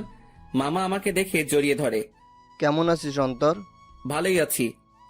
তোমাকে কয়বার বললাম আমার জন্য গ্রামের একটা সুন্দরী খুঁজতে, যাতে বিয়ে করতে পারি? হা হা হা, বজ্জাত, এখনো ফাজলামি যায় নাই তাই না? কেমনে যাবে? মুই লেজেন্ডারি ফাজিল। আর মামা, এ হলো আমার বেস্টু, যার কথা তোমাকে বলতাম। কেমন আছো তানভীর? তোমার কথা আমাকে এই ফাজিলটা প্রায় সময় বলে থাকে। জি ভালো, আপনি কেমন আছেন? ভালো। আচ্ছা তোরা চল আমার সাথে। তারপর মামা একটা সিএনজি ভাড়া করে, কিন্তু মামা কাকে যেন খুঁজতে লাগলো। কাকে খুঁজো মামা? আরে আরো 2 জন আসবে, আব্বু বলছিল। কি অবস্থা তার শরীরের? ভালোই আছে আব্বু। আর আব্বু বলছিল তার নাকি কোনো বন্ধুর 2টা নাতনিও আসবে, তাদেরও নিয়ে যেতে বলল। ও আচ্ছা। তার কিছুক্ষণ পর মামা কাকে দেখে যেন চলে যায় আমাদের সিএনজির কাছে রেখে। আর কিছুক্ষণ পরে মামার সাথে 2টা মেয়ে আসে। তাদের দেখে আমি অবাক হয়ে গেলাম, কারণ এরা হলো সেই মেয়েগুলো যেগুলো আমাদের সাথে বসেছিল। আমি অবাক চোখে দেখতে লাগলাম। তোরা ওঠ, আমি বাইকে যাই। মামা বাইক আনছো? কেন? মামা তুমি সিএনজি করে চলে যাও, আমি বাইক নিয়ে আসতেছি। ভুলেও না। প্লিজ মামা, অনেকদিন পরে বাইক পাইলাম। কাল চালাস। আর কিছু বললাম না, কারণ মামার সাথে কথা বাড়ায় লাভ নাই। আমি আর তানবীর সিএনজিতে উঠে পড়ি আর পিছে সেই 2টা মেয়েই মজা করে বসে পড়ে। তারপর সিএনজি চলতে লাগে তার আপন গতিতে। আমিও গ্রামের পরিবেশ উপভোগ করতে করতে যেতে লাগি। মামা তার বাইক নিয়ে চলে যায়। আমরা আমার নানার বাড়ি পৌঁছে যাই। আমি দেখলাম নানা ভাই দরজায় দাঁড়ায় আছে। আমি নানা ভাইয়ের কাছে গেলাম আর নানা ভাইকে সালাম করলাম। কিরে নানা ভাই, কেমন আছিস? তারপর নানা ভাই আমাকে জড়িয়ে ধরে। আমি তো ভালোই আছি, তবে তোমার খবর জিজ্ঞাসা করবো না, কারণ তোমাকে দেখে পাওয়ারফুল মানুষ মনে হচ্ছে। কি মনে করিস? আমার অনেক শক্তি বলেই তো 80 বছরে বেঁচে আছি। কিন্তু নানা ভাই, আমি তো শুনছি ভালো মানুষ তাড়াতাড়ি মরে আর শয়তান নাকি অনেক বছর বাঁচে। চুপ বেটা, ভিতরে যা। আমারে ধমকায় লাভ নাই নানা ভাই। তারপর তানভীরকে আমার কাছে ডাক দিলাম। নানা ভাই, আমার বন্ধু তানভীর, ও আমার সাথে আসছে। আসসালামু আলাইকুম। ওয়ালাইকুম আসসালাম। আমার বজ্জাত নাতিটা আমাকে নানা ভাইকে ডাকে, তুমিও আমাকে নানা ভাই ডাকতে পারো। জি আচ্ছা। মানিক, অন্তর তোর বন্ধুকে তাদের রুম দেখিয়ে দে। আচ্ছা আব্বু, তোরা আয় আমার সাথে। আমরা 2 জন মামার সাথে যেতে লাগি। আসলে নানাদের বাড়িটা বলতে গেলে বড় একতলা বিল্ডিং, যেটা একটু বড় করে বানানো হয়। মামা আমাদের একটা রুমে নিয়ে যায়। এটা তোদের রুম। আর তানভীর, তুমি আমাকে মামা ডাকতে পারো, অন্তর যেমনটা ডাকে আর কি। মামা না, এখন থেকে মামু ডাক মনে। আস্তে আস্তে শুরু করে দিলে। দাঁড়া, তোরে বিয়েটা করায়ে দিয়ে তোর বউয়ের হাতে তোরে শায়েস্তা করবো আমি। আগে নিজের গদি সামলাও। লাস্ট টাইম মামিকে দিয়ে কি করছিলাম মনে আছে নাকি? এবার আগের বারের থেকেও ডাবল হবে। তোরা ফ্রেশ হয়ে হলরুমে আয়, আমি গেলাম। কিরে ভাই, তুই তোর মামার থ্রেট দিস? আরে বেটা, আসলে আমাদের পরিবারটা একদম ফ্রেন্ডলি, তাই সবার সাথে হাসি মজা করেই থাকি। তোর মতো আমি একটা পরিবার পাইলে হইতো। আমার পরিবার মানে তোরও পরিবার বেটা। এখন কথা না বলে ফ্রেশ হয়ে নে। তারপর তানভীর ফ্রেশ হয়ে নিল। এরপর আমিও ফ্রেশ হয়ে নেই আর দুজনেই হল রুমে যাই। সেখানে আমার মামাতো ভাই শান্ত বসে বসে মামা ও নানা ভাইয়ের সাথে কথা বলতেছে। কিরে শান্ত, কি অবস্থা তোর? শান্ত আমাকে দেখে আমার কাছে চলে আসে। সে 9-এ পড়ে। অন্তর ভাইয়া, কি খবর তোমার? কেমন আছো? ভালো আছি, কিন্তু তোর থেকে আমি এটা আশা করিনি। আমি আবার কি করলাম? তুই নাকি গোপনে বিয়ে করে ফেলছিস। দূর ভাইয়া, কি বলো এইসব তুমি? আমার কথা একটু ভাবলি না? আমি তোর থেকে কত বড়, অথচ বিয়ের দিক দিয়ে ছোট বানাই দিলি।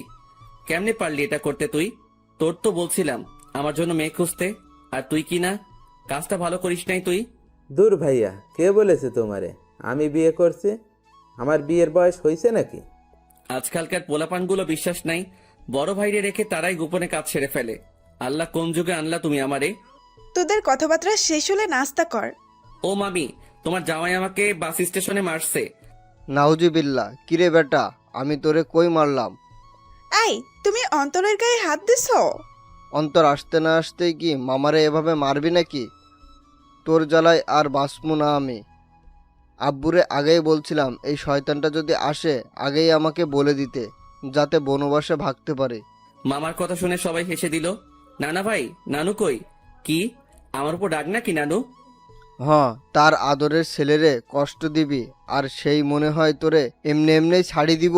কিছু মনে হয় বলতে হবে। তো নানু তার রুমে, আসলে শরীর একটু অসুস্থ তো, তাই রুম থেকে কম বের হয়। আচ্ছা, তাহলে আমি দেখা করে আসি। তারপর আমি নানু রুমের দিকে যেতে লাগি। নানু রুমের দিকে যেতেই আমি কিছু কথাবার্তা শুনতে পেলাম। নানু, আমি অনেক বড় ভুল করে ফেলেছি নানু। এখন ও আমাকে দুই চোখেই দেখতে পারে না। তুমি চিন্তা করিও না, আমাকে নানু ডাকছো না, আমি সব সামলে নিব, তুমি কান্না থামাও। আমি বুঝতে পারলাম নানু রুমে অন্য কোনো মহিলা বা মেয়ে আছে। তবুও এটা ফ্যাক্ট না আমার জন্য। আমি যেহেতু আসছি তাই দেখা করবই, কারণ নানু আমাকে ইগনোর করবে না। তার কাছে আমি আগে, বাকি সবাই পরে। নানু, দরজা খুলে যায়। আর দেখলাম নানু দরজা খুলে নানু আমাকে জড়িয়ে ধরে। কেমন আছো নানু? ভালো, তুই কেমন আছিস? আমি তো ভালোই। আয় ভিতরে আয়। আমি নানুর সাথে ভিতরে গেলাম। আমি ভিতরে যেতেই দেখলাম আমাদের সাথে বোরকা পরা যে দুইটা মেয়ে আসছিল তারা রুমে উপস্থিত। নানু ভাই, বয় তুই। বোরকা পরা দুটো মেয়ে বলল, আচ্ছা নানু, আমরা যাই, পরে কথা বলবো আপনার সাথে। ঠিক আছে, যাও, আর চিন্তা করিও না, আমি সামলে নেব, কান্না করিও না, কেমন? তারপর রুমে থাকা দুইটা মেয়েই চলে যায়। নানু মেয়েগুলোকে আর কান্নাকাটি করতেছিল কেন? আর বলিস না, একটু পারিবারিক সমস্যা, তাই আর কি। তো নানু ভাই, অবশেষে তোকে দেখলাম আমি, এবার শান্তিতেই মরতে পারবো আমি। নানু, কি উল্টাপাল্টা কথা বলো তুমি? এই সব বলা বাদ দাও তো। আচ্ছা নানু ভাই, বাদ দিলাম, এখন এটা বল, কেমন আছিস? আমি তো ভালোই আছি। তা তো দেখতেই পারতেছি, মনে অনেক কষ্ট নিয়ে সকলের সামনে ভালো আছিস দেখছি। মানে? কিছু না, বাদ দে। আমি নানুর সাথে নানুর রুমেই অনেকক্ষণ যাবৎ কথা বলি। অন্তর, একটা কথা শোন। জি নানু, বলো। মানুষ মাত্রই ভুল, তাই ভুল করবে, তাই বলে তাকে ক্ষমা করে দেওয়াই ভালো। কথাটা ঠিক বুঝলাম না নানু। আচ্ছা থাক, যা, রাত হইছে, খাবার খেয়ে নে। তুমি খাবা না? খাবো তো, তবে তোর মামি, আমি আর বাসায় আরো দুজন মেহমান আসছে, তাদের সাথে খাবো আর কি। আচ্ছা ঠিক আছে। তারপর আমি নানুর রুম থেকে চলে যাই আর হল রুমে যাই। সেখানে দেখি নানা ভাই, মামা ও তানভীর কথা বলতেছে। ভালোই তো, বহুত ভালো আলাপ চলতেছে মনে হয়। আমাকে দেখেই তারা হতাশ হয়ে যায়। বুঝলাম না কেন। আজব তো, এইভাবে কি দেখো? আমি কি ভূত নাকি? ভূতের চেয়ে কম নাকি তুই? এই মামু, মেজাজ খারাপ কইরো না, না হলে কিন্তু কি করবি তুই? গ্রামের একটা মাইয়ারে কিডন্যাপ করে বিয়ে করে চলে আসমো। আমার কথা শুনে সকলেই হাসতে লাগে, তবে আমিও উপর দিয়ে হাসতে লাগি, কিন্তু ভিতর দিয়ে থাক বাদ দেই এইসব। আমার জন্য কি অন্যদের হাসি ঠাট্টা বন্ধ করব নাকি? মামি আমাদের খাবারের জন্য ডাক দিল আর আমরাও চলে গেলাম খাবার খেতে। ভাই, শীতকাল, গায়ে আমার কোট আছে, তারপরেও একটু শীত লাগছে। রাতের খাবার খেয়ে নিলাম আমরা। আমিও চিন্তা করলাম রাতের বেলা একা একা হাঁটার। আমি আস্তে করে বাহিরের দিকে যেতে লাগি। কিরে, চোরের মতো কই যাস? যা শালা, ধরা খেয়ে গেলাম। না মানে একটু বাহিরে যাব মামা। অন্তর, বাইরে প্রচুর ঠান্ডা। অসুবিধা নাই, একটু যাই, চলে আসবো তো। ঠিক আছে যা, তবে দরজা লাগিয়ে দিবি। তুই দরজার কাছে আসলে আমাকে একটা কল দিস। আর তানবীরকে নিবি? না মামা, তানবীর এমনিও জার্নি করে আসছে, ক্লান্ত সে, তাই তাকে না নেওয়াই ভালো। আমি মামার সাথে কথা বলেই বাইরে চলে আসি আর পকেট থেকে মাস্কটা বের করে পরে নেই আর কোটটাও মাথায় দিয়ে দেই। আমি হাঁটতে লাগলাম আর হাঁটতে হাঁটতে একটা দোকানের কাছে চলে গেলাম। আর সেখানে যেতেই মাথায় আসলো সিগারেটের কথা, মুখে মাস্ক আর হুডি, আর সেই অবস্থায় দোকানে চলে গেলাম। আরেক প্যাকেট ডার্বি নিয়ে নেই, সাথে ম্যাচও। আমিও চলে যাই এক নির্জন জায়গায়, মানে বলতে গেলে পুকুর পাড়। সেখানে পাড়ে বসার জায়গা আছে আর আমিও সেখানে বসে পড়ি আর সিগারেট টানতে লাগি। সিগারেটের ধোঁয়ার আমি আমার কষ্টগুলোকে উড়িয়ে দিচ্ছি। একজনকে মনে প্রাণে খুব ভালোবাসছিলাম, যার প্রতিদান জুতার বাড়ি পাইছি। একেবারে ভালো মতেও শিক্ষা হয়েছে আমার, আর কোনো দিনও ভালোবাসার দিকে যাব না। একাই ঠিক আছি আমি, না কারো টেনশন, না কাউকে হারানোর ভয় আমার। আমি পুকুর পাড়ে বসে বসে 2টা সিগারেট খাইলাম। আসলে পরিবেশটা আমার খুব ভালো লাগতেছে, কারণ চাঁদ রাত, আবার পুকুর পাড়ে, সেখানে পরিবেশটা খুবই দারুণ লাগতেছিল আমার। কিছুক্ষণ সেখানে সময় কাটিয়ে আমি বাড়ি চলে গেলাম। বাড়ির কাছে যেতেই মামাকে কল দিলাম আর মামাও দরজা খুলে দেয় আর আমি আমার রুমে চলে যাই। দেখি তানবীর ঘুম। আমিও আমার মোবাইলটা চার্জ দিয়ে ব্যাগে সিগারেট ও ম্যাচ ঢুকিয়ে রাখি আর গায়ে কম্বল দিয়ে ঘুম। সকালবেলা অন্তর ভাইয়া, এই ভাইয়া উঠো না কেন? সকাল হয়েছে তো ভাইয়া। আমিও উঠে পড়ি আর দেখলাম শান্ত আমাকে ডাকতে লাগলো। সকাল হয়েছে ভাইয়া, আম্মু নাস্তা রেডি করতেছে। তুই যা, আমি ফ্রেশ হয়ে আসতেছি। আর তানভীর কই? ভাইয়া তো আব্বু ও দাদুর সাথে কথা বলতেছে। তারপর শান্ত চলে গেল। আমিও উঠে পড়ি। হঠাৎই আমার জানালার দিকে চোখ গেল আর সেখানে দেখে মনে হচ্ছিল কেউ আমাকে দেখতেছিল। আমিও চলে গেলাম ফ্রেশ হতে। ফ্রেশ হয়ে এসে দেখি মামা, তানভীর, নানা ভাই, মামি, নানু সবাই কথা বলতে ব্যস্ত। আমিও গেলাম। তারপর সকলে মিলে নাস্তা করে নিলাম। অন্তর, আমার বাইক নিয়ে তুই তানবীরকে নিয়ে ঘুরে আয়। ও তো এখানে নতুন, তাই একটু দেখায় আন। আচ্ছা। তারপর মামার থেকে বাইকের চাবি নিলাম আর বাইক নিয়ে দুজনেই ঘুরে আসলাম। আমরা যে গ্রামে থাকি সেখানে প্রায় সব জায়গায় চাষ করার জন্য মাঠ ও পুকুর, কিন্তু দুঃখের কথা আমি সাঁতার পারি না, কারণ আমি জীবনের 100 ভাগের 80 ভাগই শহরেই কাটাইছি। বাকি 20 ভাগের মধ্যে 7 ভাগ বলতে পারেন ট্যুরে গিয়ে, আর বাকি অংশ শহরেই। তবুও গ্রামটা ভালো করে চিনি। যতদিন গ্রামে ছিলাম ততদিন মামার সাথে গিয়ে গ্রামে ঘুরতাম। সকালবেলা আমি আর তানভীর অনেকক্ষণ ঘোরাঘুরি করলাম আর দুপুরের দিকে আসলাম। বাইকটা রেখে বাড়িতে ঢুকলাম আর দেখলাম নানা ভাই, নানু, মামা, মামি ও সেই 2টা মেয়েও আছে আর তারা কথা বলতেছে। কিন্তু আজব ব্যাপার হলো, এরা বাড়িতেও হিজাব করে রাখছে। ঘোরা শেষ? মোটামুটি। আমি রুমে চলে যাই, কিন্তু বারবার সেই মেয়েগুলোর প্রতি কেন যে আকর্ষণ লাগতেছে কে জানে। তবে ইচ্ছা তো করতেছে হুজুরনিগুলোর চেহারা দেখতে, কিন্তু ডাইরেক্ট বলা তো মুসিবত, থাক পরে সেটা ব্যবস্থা হবে আর কি। আমি রুমে গিয়ে ব্যাগ থেকে কিছু কাপড় বাহির করলাম আর চিন্তা করলাম গোসল করব, কিন্তু মনে পড়লো এখানে তো পানির হিটার নাই যে ডাইরেক্ট বাথরুমে যাবো, সুইচটা ক্লিক করবো আর গরম পানি পামো। পড়লাম আরেক মুসিবতে। কেমনটা লাগে, ধুর, মামিকে বলবো গরম পানি করে দিতে। আমি যখনই রুম থেকে বের হব তার আগেই মামি উপস্থিত উইথ গরম পানি।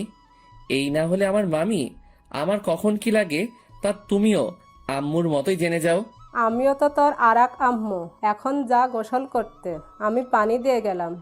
থ্যাংক ইউ মামি, আই লাভ ইউ বলতাম, কিন্তু মামা শুনলে হার্ট অ্যাটাক করবো। যা ফাজিল। মামি চলে গেল আর আমিও মনের সুখে লুঙ্গি আর তোয়ালে নিয়ে চলে গেলাম গোসল করতে। গোসল শেষ করতেই আমিও রুমে আসলাম। লুঙ্গি পরা আছে, বলা যায় না কখন কোথায় খুলে যায়। জীবনে 2টা কখন কোথায় খুলবে তা কেউ বলতে পারে না। 1 হলো কপাল, 2 হলো লুঙ্গি। আমার মনে হলো কেউ আমাকে দেখতেছে। আমিও জানালার দিকে তাকালাম, কিন্তু কেউ নাই। ভাই, বলা যায় না কখন কে এসে দাঁড়ায় থাকে, তাই প্যান্ট আর টি শার্ট বাথরুমে চলে গেলাম আর সেখান থেকে চেঞ্জ করে আসলাম। আমি রুম থেকে বের হতেই এক হুজুরনি আমার সামনে এসে পড়ে। আমিও এড়িয়ে চলে যেতে লাগি আর বাহিরে বাড়ির আঙিনায় রোদের মধ্যে দাঁড়ায় অনেক ঠান্ডা লাগতেছিল ভাই। বিশ্বাস করেন, শীতকালে শরীর ভিজা অবস্থায় কেউ গায়ে একটা ফু দেয় না, তা ব্রেকআপের চেয়ে কষ্টকর লাগে। তো আপনি এই বাড়ির লোক, তা আমাকে আগে বলতে পারলেন না? খালি খালি টেনশনে ছিলাম আমি। আমি পিছনে তাকালাম, কিন্তু চেহারা না দেখায় বুঝতে পারলাম না কে কোনটা, মানে কে কোন বোরকাওয়ালি। আমি কি জানতাম আপনি এখানে আসবেন? আজাইরা কথাবার্তা বলিয়েন না, এইসব আমি পছন্দ করি না। এত অ্যাটিটিউড ভালো না। আমি বুঝতে পারলাম এটা সেই বকবক রানী যেটা বাসে আমার মাথা খাইছে। আচ্ছা, এখানেও মুখ ঢেকে রাখলেন সেটা বুঝলাম না। আসলে এটাই তো আমাদের বাড়ির নিয়ম। পরপুরুষের সামনে আমরা চেহারা দেখাই না, তবে স্বামীকে দেখানো যাবে, এই নিয়ম আছে। আচ্ছা, আপনি কি ম্যারিড? না, আপনি? আমি ম্যারিড। তো আপনার ওয়াইফকে না আনবেন? বন্ধুকে আনলেন কেন? ও ওর বাবার বাড়িতে গেছে। তবে একটা জিনিস আমি খেয়াল করলাম, মেয়েটা এমন ভাবে কথা বলতেছে মনে হয় সে আমার সম্পর্কে জানে, ও আমাকে চিনে। তাছাড়াও তার ভয়েসটা একটু একটু মাথা খাচ্ছে আমার। আচ্ছা, আপনি থাকেন কোথায়? সরি, বলা যাবে না। আচ্ছা, লাগবে না। আমি খেয়াল করলাম মেয়েটা আমার সাথে কথা বলতেছে তো ঠিকই, মানে তার কথার মধ্যে আমি অন্য একরকম কিছু পাচ্ছি। মামি আসে আর আমাদের খাবারের জন্য ডাক দেয়, আমিও চলে যাই। সেখানে দেখি মামা, তানভীর, নানা ভাই উপস্থিত ও তারা বসে বসে কথা বলতেছে। কিসের এত আলাপ তোমাদের? মনে হয় কোনো বড় ধরনের গন্ডগোল পাকানোর প্ল্যান চলতেছে তোমাদের। বিয়ের? কি? কার বিয়ে? কখন? কোথায়? কোন টাইমে? দাওয়াত দিছে তো? আমি কিন্তু যাবো। শালা তোর অভ্যাস চেঞ্জ হইল না। আরে বেটা, ফ্রি খাবার কেমনে মিস করবো বেটা? ও মামা, বলো না কার বিয়ে? আমি বিরিয়ানির চান্স মিস করতে চাচ্ছি না। তোর বিয়ে? কি? এবার খা নিজের বিয়ের বিরিয়ানি। মেজাজটা এখন 440 হয়ে গেল কিন্তু। আরে তোরা থাম তো। তারপর সবাই মিলে দুপুরের খাবার খেয়ে নিলাম। অন্তর, আজকে একটু বাজারে যাব, কিছু কিনতে হবে, তুই যাবি? আচ্ছা, গেলাম আর কি, সাথে তানভীরকেও নিয়ে নিব। আচ্ছা ঠিক আছে। অন্তর, আপুর সাথে কথা বলেছিলি? সকালে বলছিলাম, যখন তানভীরকে নিয়ে বের হয়েছিলাম তখন আম্মু কল দিছিল। আচ্ছা শোন, তোরা বাজারে যাবি ভালো কথা, আমার ওষুধ আনতে ভুলিস না। জি আব্বু। তবে আমি যাব না রে, আমার একটু শরীর খারাপ লাগতেছে। আচ্ছা ঠিক আছে, তুই রেস্ট নে, আমি আর মামা যাব। তো মামা কখন যাবা? এই বিকাল করেই যাব। আচ্ছা। তারপর আমি আমার রুমে চলে গেলাম, সেখানে গিয়ে কিছুক্ষণ রেস্ট করে নিলাম। বিকেলবেলা আমি মামার সাথে বাজারে যাওয়ার জন্য রেডি হচ্ছি। আসলে কোট নিয়ে নিচ্ছি, যাতে যদি আসতে দেরি হলেও ঠান্ডা সহ্য করতে না হয়। মামা বাইক নিয়ে দাঁড়ায় আছে, আমি বাইকে বসলাম। কিরে, বাইক চালাবি? না মামা, তুমি চালাও। তারপর মামা বাইক চালাতে লাগে আর আমিও বাইকে বসে আছি। বাইক চলতেছে আপন গতিতে আর আমি বাইকে চড়তেছি আর গ্রামের প্রকৃতি উপভোগ করতে ব্যস্ত। কিছুক্ষণ পরে আমরা বাজারে চলে আসি। মামা আমাকে নামিয়ে একটা জায়গায় বাইকটা রেখে আসে। আচ্ছা মামা, কি কি নিবা বাজার থেকে? ভাগিনা, অনেকদিন পরে আমাদের বাড়িতে আসছিস, সাথে তোর বন্ধু তানভীরকে নিয়ে আসছিস, তাই আব্বু আম্মু বলেছে তোদের দুজনের জন্য কিছু নিতে। মামা, কিছু লাগবে না আমাদের, তোমার অন্য কাজ থাকলে সেটা করো। আরে আয় তো তুই। মামা আমাকে টেনে নিয়ে যায় আর একটা পাঞ্জাবির দোকানে নিয়ে যায়। সেখানে আমি দাঁড়াই আছি আর মামা দোকানদারের সাথে কথা বলতে ব্যস্ত। অন্তর, এদিকে আয় তো। আমি মামার কাছে গেলাম। দেখ তো পাঞ্জাবিটা পছন্দ হয় কিনা। মামা আমাকে লাল কালারের পাঞ্জাবি দেখালো। মামা, লাল কেন? আমার তো বিয়ে না।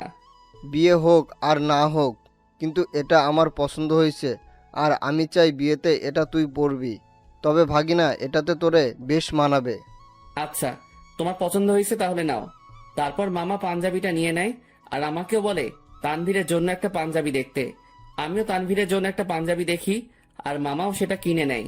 হয়েছে মামা, এবার খুশি? এমন ভাবে কথাগুলো বললা মনে হয় আমাকে বিয়ে করানোর প্ল্যান করে আছো। সেটাই তো। কি? না মানে সেটাই তো, যাতে তোকে একটা বিয়ে করাই দিতে পারি। ধুর মামা, আপাতত একটু শান্তি দাও আমারে। বিয়ে করলে তো তোমার মতো হাল হবে আমার। আচ্ছা চল। আমি মামার সাথে যেতে লাগি। আমরা বাজারে হাঁটতে লাগলাম আর মামাও টুকিটাকি বাজার নিতে ব্যস্ত। আমিও মামার সাথে ঘুরে ঘুরে দেখতে লাগলাম। আর তখনই একটা শাড়ির দোকানে চোখ পড়ল, যেখানে বাহির থেকে একটা শাড়ি দেখা যাচ্ছিল যার রং ছিল গোলাপি। শাড়িটা দেখে তারিনের কথা মনে পড়ল, আর তারিনের পছন্দের কালারও গোলাপি। যেদিন প্রথম তারিনকে দেখি সে গোলাপি জামা পরে কলেজে আসছিল, যা দেখে প্রায় কলেজের সকলেই তার দিকে তাকিয়েছিল, আর আমি তো দেখেই লাট্টু হয়ে গেছিলাম। আর সেদিনই তারিনকে আমার ভালো লেগে যায়। এরপর তারিনের পিছেই পড়ে যাই, আর প্রায় একটা সপ্তাহের মতো পিছে পড়েছিলাম। এরপর একদিন তানভীর শালা সাহস জাগিয়ে দেয় আর প্রপোজ করি, সাথে সাথে অ্যাকসেপ্ট করে নেয় আর বলে নাকি সেও নাকি আমাকে পছন্দ করত, কিন্তু আমার রাগের জন্য আমার সামনেও আসতেও ভয় পেত। আসলে আমি সব সময় নিজেকে শান্ত রাখার চেষ্টা করি, কিন্তু যখন রেগে যাই তখন শান্ত হতে অনেক সময় লাগে। আর যার উপর রেগে যাই তাকে সহজে ক্ষমা করি না। কিন্তু তারিনের ব্যবহারটা আমার মোটেও ভালো লাগেনি। আসলে আমি বুঝতে পারলাম তার মধ্যে আমার জন্য কোনো ভালোবাসাই ছিল না, জাস্ট ভালো লাগাই ছিল, যেটাকে আমি ভালোবাসা ভেবে বসেছিলাম। আর সেটাই আমার বড় ভুল ছিল। ভালোবাসা মানে একে অপরের প্রতি বিশ্বাস, ভরসা। কিন্তু তারিনের জন্য আমি তানিয়ার সাথে মিলে তারিনের বার্থডে সেলিব্রেশন করার জন্য প্ল্যান করলাম, কিন্তু তারিন মনে করে বসেছিল আমার আর তানিয়ার মধ্যে কোনো কিছু চলতেছে। যদি তারিন আমাকে বিন্দু মাত্র বিশ্বাস করত তাহলে সেটা কখনোই মাথায় আনত না। কিন্তু তারিনের মনে ভালোবাসা ছিল না, তাই সে আমাকে তানিয়ার সাথে মিশতে দেখে সন্দেহ করতে লাগলো। আমি মনে করেছিলাম তারিনকে তার বার্থডে পার্টির সারপ্রাইজ দিব, কিন্তু সেই আমাকে বড় ধরনের সারপ্রাইজ দিয়ে বসে আছে। তার জন্য আমি একটা সপ্তাহ শান্তিতে ঘুমাতে পারি নাই, কারণ আমি তারিনের জন্য তার পছন্দের জিনিসগুলো কিনতে আনতে ব্যস্ত। কারণ আমি তারিনকে খুশি দেখতে চাই। তার জন্য এত কিছুই করে শেষমেশ জুতার বাড়ি ও মিথ্যা অপবাদ পেলাম। সে না জেনেই আমাকে এভাবে আঘাত করলো। যদি তার মনে আমার জন্য বিন্দুমাত্র ভালোবাসা থাকতো তাহলে সে আমাকে সন্দেহ না করে আমার প্রতি বিশ্বাস রাখতো। কিন্তু সে থাক, যা হয়েছে ভালোই হয়েছে। আমিও উচিত শিক্ষা পেলাম আর বুঝতে পারলাম তারিন আমাকে কেমন ভালোবাসছিল। কিরে, কি ভাবছিস? কই কিছুই না। আচ্ছা, নানা ভাইয়ের ওষুধ নিছো? নিব, কিন্তু তোর চোখে পানি কেন? আরে চোখে বালি ঢুকছে, সেটার জন্য। আমার সাথে আয়। আমি মামার সাথে গেলাম আর মামা একটা কলের কাছে নিয়ে যায় আর আমিও মুখ ধুয়ে নেই। আসলে তারিনের কথা মনে করতে করতে ওই দিনের ঘটনাটাও মনে পড়ে গেল আমার, তাই চোখেও পানি চলে আসে। সেদিন তারিন আমাকে যেভাবে মারলো আমি বুঝতে পারলাম সে কতটা ঘৃণা করে আমাকে।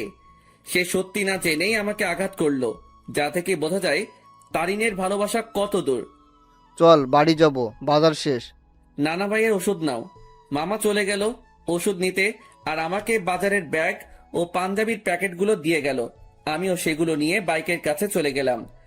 আজ তারিনের কথা মনে পড়তে লাগলো, কিন্তু তাকে এখন আমি ঘৃণা করি। তার ভালোবাসার রূপ দেখলাম ভালো করেই। জানি না কোথায় আছে সে, কি করতেছে। দূর, এর কথা কেন ভাবতে লাগলাম? সে যেখানে থাক ভালো থাক, মোট কথা আমার থেকে দূরে থাকলেই ভালো। আমার আশেপাশেও যাতে এই মেয়েটাকে যেন না দেখি আমি। মামা ওষুধ নিয়ে আসে, তারপর মামা বাইক নেয় আর আমিও বসে পড়ি ব্যাগ নিয়ে। তারপর আমরা বাড়ি ফিরি। আমি ব্যাগগুলো ডাইনিং টেবিলে রেখে আমার রুমে চলে যাই। সেখানে বসে বসে আমিও মোবাইল নিয়ে ব্যস্ত, কিন্তু তানভীর রুমে ছিল না। শালা ঠান্ডার মধ্যে গেল কই? কিছুক্ষণ পরে মামি আসে আর নাস্তার জন্য যেতে বলে। আমিও মোবাইল চার্জে লাগিয়ে নাস্তা করতে চলে যাই। দেখলাম তানভীর উপস্থিত আর সে মামা ও নানা ভাইয়ের সাথে কথা বলতেছে। কিরে তানভীর, কই ছিলি তুই? আরে এমনি একটু বের হলাম আর কি। তারপর নাস্তা করি আর রুমে চলে যাই। সেখানে তানভীরও আসে। তোর নাম্বার বন্ধ কেন? কি বলিস, নাম্বার বন্ধ? কোনটা? কেন, শেষে 86 ওইটা? ও ওইটা? ওইটা তো নষ্ট হয়ে গেছে। নষ্ট হয়েছে নাকি তুই নষ্ট করছিস? আমি করছি। কেন, তোর কাছে আমার শেষে 68 ওয়ালা নাম্বারটা নাই? আছে তো। সেটাতে কল দিলে পাবি। আচ্ছা, তানিয়ার সাথে কথা হয়েছে তোর? আরে আরেকটু আগেও তো কথা বলে আসলাম তার সাথে। কি? আরে ফোনে কথা বললাম আর কি। তুই কি মনে করছিস তানিয়া এখানে আর আমিও তার সাথে ঘুরে ঘুরে কথা বলতেছি? আমি তো এটা মনে করি নাই। তুই এই কথাটা বললি কেন? আরে শালা, তুই তো এটাও ভাবতে পারিস, তাই আগে বলে দিলাম আর কি। আচ্ছা বাদ দে। আর শোন, তানিয়াকে আমার পক্ষ থেকে সরি বলে দিস ওই দিনের ঘটনার জন্য। আরে বেটা বলতে হবে না, আমি সামলে নিছি ব্যাপারটা। তারপর তানভীরের সাথে রাতে খাবারের আগ পর্যন্ত আড্ডা দেই। তারপর মামা এসে আমাদের খাবারের জন্য ডাকে আর আমরাও খাবার খেয়ে নেই। এরপর রাতে আম্মু আব্বুর সাথে কথা বলে নিলাম। আর মোবাইলে সকাল ভোরের জন্য অ্যালার্ম দিলাম, যাতে সকালে উঠে নামাজ পড়ে গ্রামের শীতকালে সকালের দৃশ্য উপভোগ করতে পারি। এরপর দিলাম ঘুম। সকাল ভোরে আমার অ্যালার্ম বেজে ওঠে আর আমিও উঠে পড়ি। আমার অ্যালার্ম শুনে তানভীর কিছুটা নড়ে ওঠে, আমিও অ্যালার্মটা বন্ধ করে দেই। আর শালা আবার ঘুম। আমিও ফ্রেশ হয়ে নেই আর বাসার থেকে উজু করে নেই। এরপর দরজা খুলে আমিও চলে গেলাম মসজিদে ফজরের নামাজের জন্য। মসজিদে নামাজ শেষ করে এবার বেরিয়ে পড়লাম ঘোরার জন্য। চারিদিকে কুয়াশায় ঘেরা, সামনে কি আছে কেউ দেখতে পারবে না। আর গ্রামের পরিবেশে এটা একটা অসাধারণ ও মুগ্ধকর মুহূর্ত। তবে এটাই না, এখন সবচেয়ে আকর্ষণীয় জিনিস দেখার বাকি, যেটা প্রায় অনেকে দেখতে গ্রামে আসে। আর সেটা হলো শীতকালে সকাল ভোরে সূর্যোদয়। ভাগ্যিস আমি কোট শু পরে বের হইছি, না হলে এমনিও ঠিক না জমে কুলফি হয়ে যাইতাম। আমি হাঁটতে লাগি আর কিছু স্বপ্ন দেখছিলাম, সেইগুলো ভাবতে লাগি। একদিন এক শীতের সকালে তাকে নিয়ে হাঁটবো, একটা চাদরকে দুজনে ভাগাভাগি করে নিয়ে পড়বো, একে অপরকে ধরে সেই কুয়াশা ভরা রাস্তায় একে অপরকে নিয়েই মগ্ন থেকে হেঁটে যাব। তাকে নিয়ে শীতের সকালে সূর্যোদয় দেখব, আর সকালবেলা দুজনে ঠান্ডা ঠান্ডা খেজুরের রস খাবো। হয়তো এটা কোনোদিনও পূরণ হবে না, স্বপ্নই থেকে যাবে। থাক, কেউ লাগবে না আমার। আমার লাইফ আমি একাই এনজয় করব। তার ভালোবাসার কোনো প্রয়োজন নেই আমার। তার ভালোবাসার নমুনা দেখলাম ভালো করেই, যার মধ্যে আমার জন্য বিন্দুমাত্র বিশ্বাস নেই, সে কি করে আমাকে ভালোবাসবে? ভালোবাসার মধ্যে বিশ্বাসের অবদান বেশি, কারণ একে অপরের প্রতি বিশ্বাসী ভালোবাসাকে আরো বাড়িয়ে তোলে। সূর্যোদয় শুরু হয় আর আমিও রাস্তায় দাঁড়িয়ে দেখতে লাগি। পকেটে হাত দেওয়া অবস্থায় সেই মুগ্ধকর দৃশ্য দেখতে ব্যস্ত আমি। সূর্যোদয় শেষ আর কুয়াশাও আস্তে আস্তে দেখা যেতে লাগে আর শেষ হতে লাগে। তাই আমিও চিন্তা করলাম, শীতের সকাল, দেখি যদি কোনো চায়ের দোকান পাই তাহলে এক কাপ গরম চা খাওয়া যায়। আমিও হাঁটতে লাগি আর ভাগ্যক্রমে একটা চায়ের দোকানও পেয়ে গেলাম। আমিও সেখানে যাই। এক কাপ চা দেন তো। জি দিচ্ছি, বসেন। আমি বসে আছি আর পকেটে হাত, কারণ হাত প্রায় ঠান্ডা হয়ে আসছে। এখন যদি তানভীরের পাশে থাকতো তাহলে আমার এই ঠান্ডা হাত তার পিঠে ঢুকাই দিতাম। প্রতি শীতেই শালারে এই চাকা দিয়ে আমি। চা দিয়ে গেল আর আমিও পকেট থেকে হাত বের করে দুই হাত দিয়েই চায়ের গ্লাস ধরি। চায়ের গ্লাসের তাপ দিয়ে হাত গরম করতেছি আর একটু একটু চুমুক দিচ্ছি চায়ে। চা খাওয়া শেষ করলাম আর পকেট থেকে মানি ব্যাগটা বের করে চায়ের বিল দিয়ে দিলাম আর সেখান থেকে চলে আসলাম। আমি বাড়ির দিকে যেতে লাগি। বাড়ি আঙিনায় যেতে দেখি সামনে একটা সিএনজি। মনে হয় বাড়িতে কেউ আসছে। থাক, যেই আসুক আমার কি। আমিও আস্তে করে বাড়িতে ঢুকে যাই আর নিজের রুমের দিকে চলে যাই। রুমে প্রবেশ করা মাত্রই আমার চোখ কপালে উঠে গেল। তোমরা? কি রে হারামজাদা, ভালোই তো মজা মাস্তিতে আসিস। জি হ্যাঁ, আমার রুমে আমার আম্মু আব্বু উপস্থিত আর তানভীরও ঘুম থেকে উঠে গেছে। তোমরা এখানে কেমনে? কালকে না তোমাদের সাথে কথা বললাম আমি? আমরা 11টার গাড়িতে উঠি আর এখানে চলে আসি। এখানে আসার কারণটা কি? তাও হঠাৎ করে চলে আসলা, ব্যাপারটা বুঝলাম না। আমার আম্মু আব্বুর বাড়ি আর আমি আসবো না, এটা কি ধরনের কথা? আসবে মানা কি করলো, কিন্তু হঠাৎই না বলে চলে আসলা, ব্যাপারটা আমাকে একটু চিন্তায় ফেলে দিল। চুপ হারামজাদা, এত চিন্তা করতে হবে না তোকে। তোর জন্য আমি তানভীরকে মারলাম। মানে? আর বলিস না দোস্ত, আমাকে তুই মনে করে আমি ঘুমানো অবস্থায় মাথায় দিল একটা। তুই শালা মাইরের যোগ্য। আম্মুর কাছে গিয়ে আম্মুকে জড়িয়ে ধরলাম। তো মাই আম্মা যান, একটু বলবেন আপনার চেহারা এত খুশি কেন? কারণ আমার আব্বু জানটাকে পেয়ে গেলাম যে। কেমন আছিস আব্বু? কোনো অসুবিধা হচ্ছে না তো? আর বলিও না আম্মু, রাতের বেলা মশারা আমার কিস নিতে নিতে আমার ইজ্জত আস্ত রাখে নাই। এখন বউকে কি বলবো সেটাই সমস্যা। আমার কথা শুনে আম্মু আব্বু হেসে দেয়, কিন্তু তানভীরের মুখে অন্য কিছু দেখতে পাচ্ছি। কিরে তানভীর, তোর কি হয়েছে আবার? কই কিছুই না, আমার ঠান্ডা লাগছে, আমি ঘুমাই। যা ঘুমা তুই। আমি আম্মু আব্বুকে নিয়ে হলরুমের দিকে গেলাম আর দেখলাম মামা নানা ভাই কথা বলতেছে। আপু, এটা কি আসলেই তোর ছেলে? কেন? তোরে কি করলো? আর বলিস না আপু, আসতে না আসতেই আমার জীবনের অর্ধেক আগেই টানা টানা করেছে, আর এখন বাকিটুকু করতেছে আর কি। এই মামা, মেজাজ গরম করিও না, না হলে যে একেবারে জায়গা বরাবর বাস দিমো। আল্লাহ কি দেখে তোরে বানাইছে বুঝি না, একবারে ফাজিল, এর বাপ তুই। আজ আছি তো তাই এসব বলতেছো, একদিন এই ফাজিলটা থাকবে না, সেদিন মিস করলেও লাভ হবে না মামু। প্রথম কথা, তুই ফাজিল না, শয়তানের নানা। আর শয়তান মরে না, বুঝছস? ওকে, দেখা যাবে। মামা ভাগিনার ঝগড়া শেষ হয়েছে? হয় নাই, আরো বাকি আছে। মামু, মেজাজটা কিন্তু 440 করছো। কোন সময় কোন অঘটন ঘটাই দেই আর তোমারে ফাঁসাই দিব কিন্তু। কেন, কি করবি তুই? বেশি কিছু না, গ্রামে কোনো এক আন্টিকে টাকা দিয়ে ভাড়া করে আনবো। কেন, গ্রামের মহিলা এনে কি করবি? তারে বলবো তোমার জিএফ হিসেবে নিজেকে পরিচয় দিতে, বাকিটা মামি সামলাবে আর কি। কথাটা শুনে আব্বু আম্মু নানা ভাই হেসে দিল, আর মামার মুখের রিয়াকশন দেখে আমার হাসি আসতেছে। মামা ফুল শক খেয়ে গেল। ওরে খোদারে, আমার জীবন শেষ করার জন্যই জন্মাইছে। হারামজাদা বজ্জাত, কি জিনিস রে তুই? এই আপু, এটা কি আসলে তোর ছেলে? আমার সন্দেহ হচ্ছে, এটাকে মনে হয় ভুল করে নিয়ে নিচ্ছিস তুই। আম্মু আব্বু হাসতেছে কারণ তারা ভালো করে জানে মামা ভাগিনার কাণ্ড। এইভাবে কিছুক্ষণ মজা করে রুমে চলে যাই। সকালে নাস্তার সময় আমরা সকলে একত্রে হই। আমি, আব্বু, মামা, নানা ভাই, শান্ত, তানভীর, আমরা সকলে নাস্তা করে নিলাম। অন্তর, তুই এমন কেন? আমি আবার কি করলাম? বাবা রে, তুই কি আমাদের কিছুই মনে করিস না? আরে কি হইছে, কান্না করতেছো কেন? সমস্যা কি একটু বলো তো, কি করলাম আমি?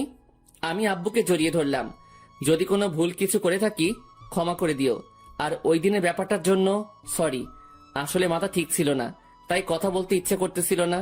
তাই রাগ করে টেবিল থেকে গ্লাস ফ্লোরে ছুঁড়ে মারি। আব্বু আমাকে খুব শক্ত করে জড়িয়ে ধরে।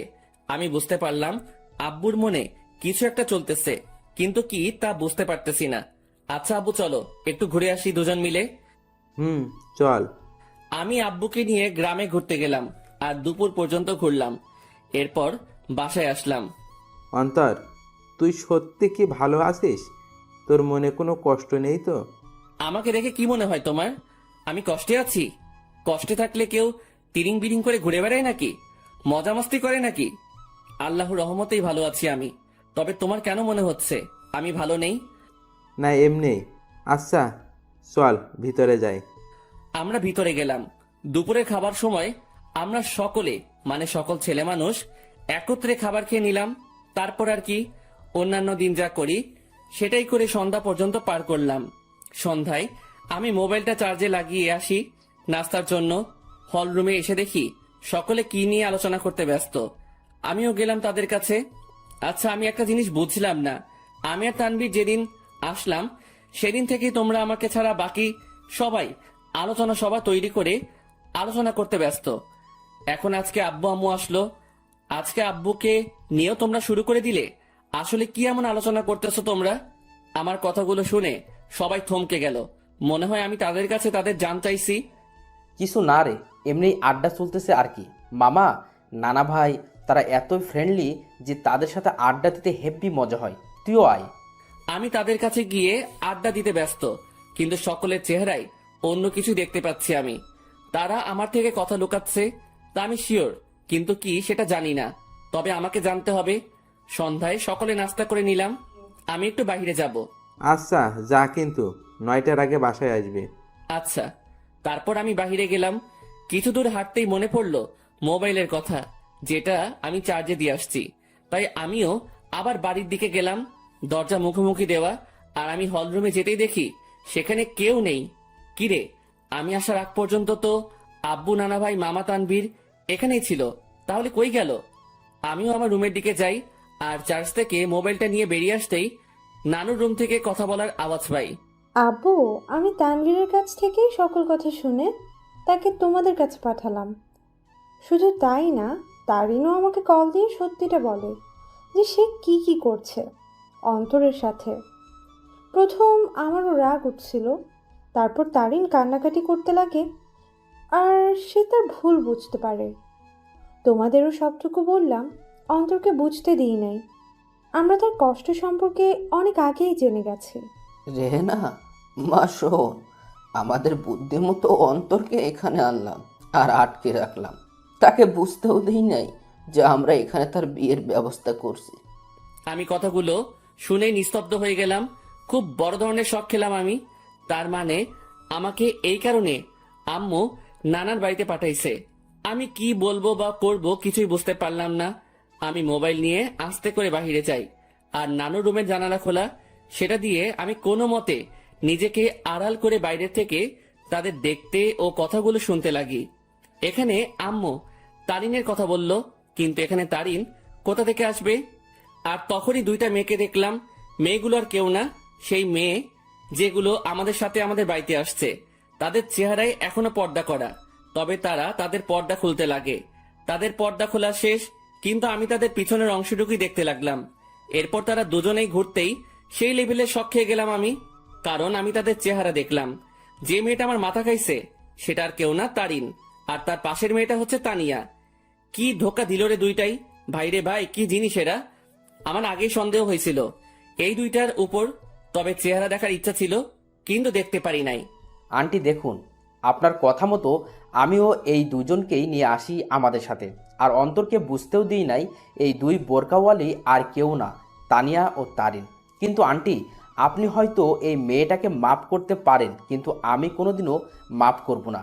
এই মেয়েটা আমার বন্ধুটার মনে গুরুতরভাবে আঘাত করেছে, আর আমি চাই না এই মেয়েটা অন্তরের জীবনে আর আসুক। কিন্তু আপনার কথা রাখার জন্য আমি একে আমাদের সাথে নিয়ে আসি।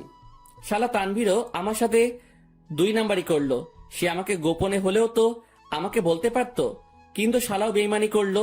তানভীর প্লিজ, আল্লাহর দোহাই লাগে, আমাকে মাফ করে দাও। আমি সত্যিই অজান্তে এমনটা করছি। আমি অন্তরকে হারাইতে চাই না, প্লিজ আমার অন্তরকে ফিরিয়ে দাও। কথা দিচ্ছি আর এমন হবে না, কোনোদিনও না। এই, তুমি এভাবে কথা বলতেছো কেন? তারিন তো তার ভুল বুঝতে পারছে, তাহলে কেন ওকে কথা শোনাচ্ছ তুমি? তুমি কি ভুলে গেছো এই মেয়েটা কি অপবাদ দিয়েছিল তোমাকে ও অন্তরকে? আর ভুলে গেলেও কিভাবে অন্তরকে জুতার বাড়ি দিচ্ছে। এই মেয়ে ক্ষমার যোগ্য না। তানভীর বাবা শোন, আমি জানি আমার ছেলেটার সাথে কি করলো তারিন, কিন্তু সে তো তার ভুল বুঝতে পারলো। আর আমি আমার ছেলেকে চিনি ভালো করে, সে নিশ্চয়ই তারিনকে ক্ষমা করে দিবে। কিন্তু আন্টি, আমার মনে হয় না অন্তর এই মেয়েটাকে ক্ষমা করবে। আমি অন্তরকে ভালো করে চিনি, কারণ অন্তরের সাথে কেউ শত্রুতামি করলেও অন্তর ক্ষমা করে দিতে পারে, কিন্তু এই মেয়েটা অন্তরের মন ভাঙছে। তাই তো বাবা, আমরা অন্তর ও তারিনের বিয়ের ব্যবস্থা করেছি, যাতে বিয়ের পর অন্তর তারিনকে বুঝতে পারে আর ক্ষমাও করে দেয়। আর এই জন্যই আগামীকালেই অন্তর ও তারিনের বিয়ে দিব আমরা সকলে মিলে। তানভীর, আমি অন্তরকে না পেয়ে মরেই যাব। দেখো তানভীর, আমি জানি আমি অনেক বড় ভুল করছি, কিন্তু বিশ্বাস করো অন্তরকে আমি নিজের থেকেও বেশি ভালোবাসি। তানভীর, আমি তোমার পায়ে পড়ি, একমাত্র তুই পারিস অন্তরকে আমার করে দিতে। এই মেয়ে দূরে থাক আমার থেকে। আর আন্টি আঙ্কেল যেহেতু আপনার অন্তরকে না জানিয়ে অন্তরের বিয়ের ব্যবস্থা করছেন, যদি অন্তর জানতে পারে যে আপনাদের প্ল্যানে আমি জড়িত, তাহলে অন্তর আমাকে কখনোই ক্ষমা করবে না। তাই আপনারাও কেউ বলিয়েন না যে আমি আপনার সাথে ছিলাম। কিন্তু তানভীর, আমি তো সত্যিটা জেনেই গেছি। আর কথা রইল বিয়ের, সেটা তখনই হবে যখন আমি এখানে থাকবো। তার আগেই আমি এখান থেকে কেটে পড়বো। ঠিক আছে বাবা, আমরা এটা বলবো না যে তুমি সব জানতে। আমরা ব্যাপারটা লুকাবো অন্তর থেকে। এবার আমার সামনে সকল সত্য চলে আসলো। বাহ, ভালোই তো প্ল্যান করছে। আর কি বললো তারিন? সে আমাকে ভালোবাসে, তাই না? আর ভালোবাসা লাগবে না, বিয়ে তো দূরে থাক, তার চেহারাও দেখতে আমি ইচ্ছুক নই। আমিও চলে গেলাম। কোনো মতে রাত 8টা পর্যন্ত বাইরে কাটালাম। আমি বাড়ি আসলাম আর দেখলাম তারা কথা বলতেছে। আমি তো এখন জেনেই গেছি তাদের কি নিয়ে আলোচনা হতো এতদিন। তারা আমার থেকে কথা লুকাইছে, এবার আমিও তাদের বুঝতে দিব না আমিও তাদের গোপন কথাটা জেনে গেছি। সকলে মিলে রাতের খাবারটা খেয়ে নিলাম, তবে আমি চুপচাপ ভাবে থাকি আর তাদের বুঝতে দেই না আমার মনে কি চলতেছে। আমি কারোর সাথে কোনো কথা না বলে চলে যাই রুমে। কিরে, কি করিস? কিছু না। কিরে, এভাবে চুপচাপ আসিস কেন? আমার ঘুম আসতেছে। Bye, good night. আমি কম্বলটা গায়ের উপর দিয়ে শুয়ে পড়ি। রাত প্রায় 12টা বাজে। তানভীর ঘুমায়, কিন্তু আমি ঘুমাইনি, কারণ আমি চলে যাব এখান থেকে, কাউকে বলেও যাব না। আমিও উঠে আমার ব্যাগ গুছিয়ে নিয়ে রেডি হয়ে আস্তে করে ব্যাগ নিয়ে রুম থেকে বেরিয়ে পড়ি আর আস্তে করে দরজা খুলে বাসার বাইরে চলে যাই। আমাদের বাড়ি থেকে বাস স্টেশন প্রায় হেঁটে গেলে 15 মিনিটের রাস্তা, আর আমিও ব্যাগ নিয়ে হাঁটতে লাগি। বাস স্টেশন প্রায় হেঁটে গেলে 15 মিনিটের রাস্তা, আর আমিও ব্যাগ নিয়ে হাঁটতে লাগি। আমি কোনো মতে বাস স্টেশনে পৌঁছে যাই। সেখানে গিয়ে মামা তানভীরকে SMS করে দেই যে আমি চলে যাচ্ছি, আমার জন্য চিন্তা না করতে। ব্যাস, মেসেজ দিয়ে মোবাইলটা অফ করে দেই আর বাস স্টেশনে বসে আছি। আজ আমি আমার আপন মানুষগুলো থেকে দূরে চলে যাব, তবে জানি না কোথায় যাব আমি।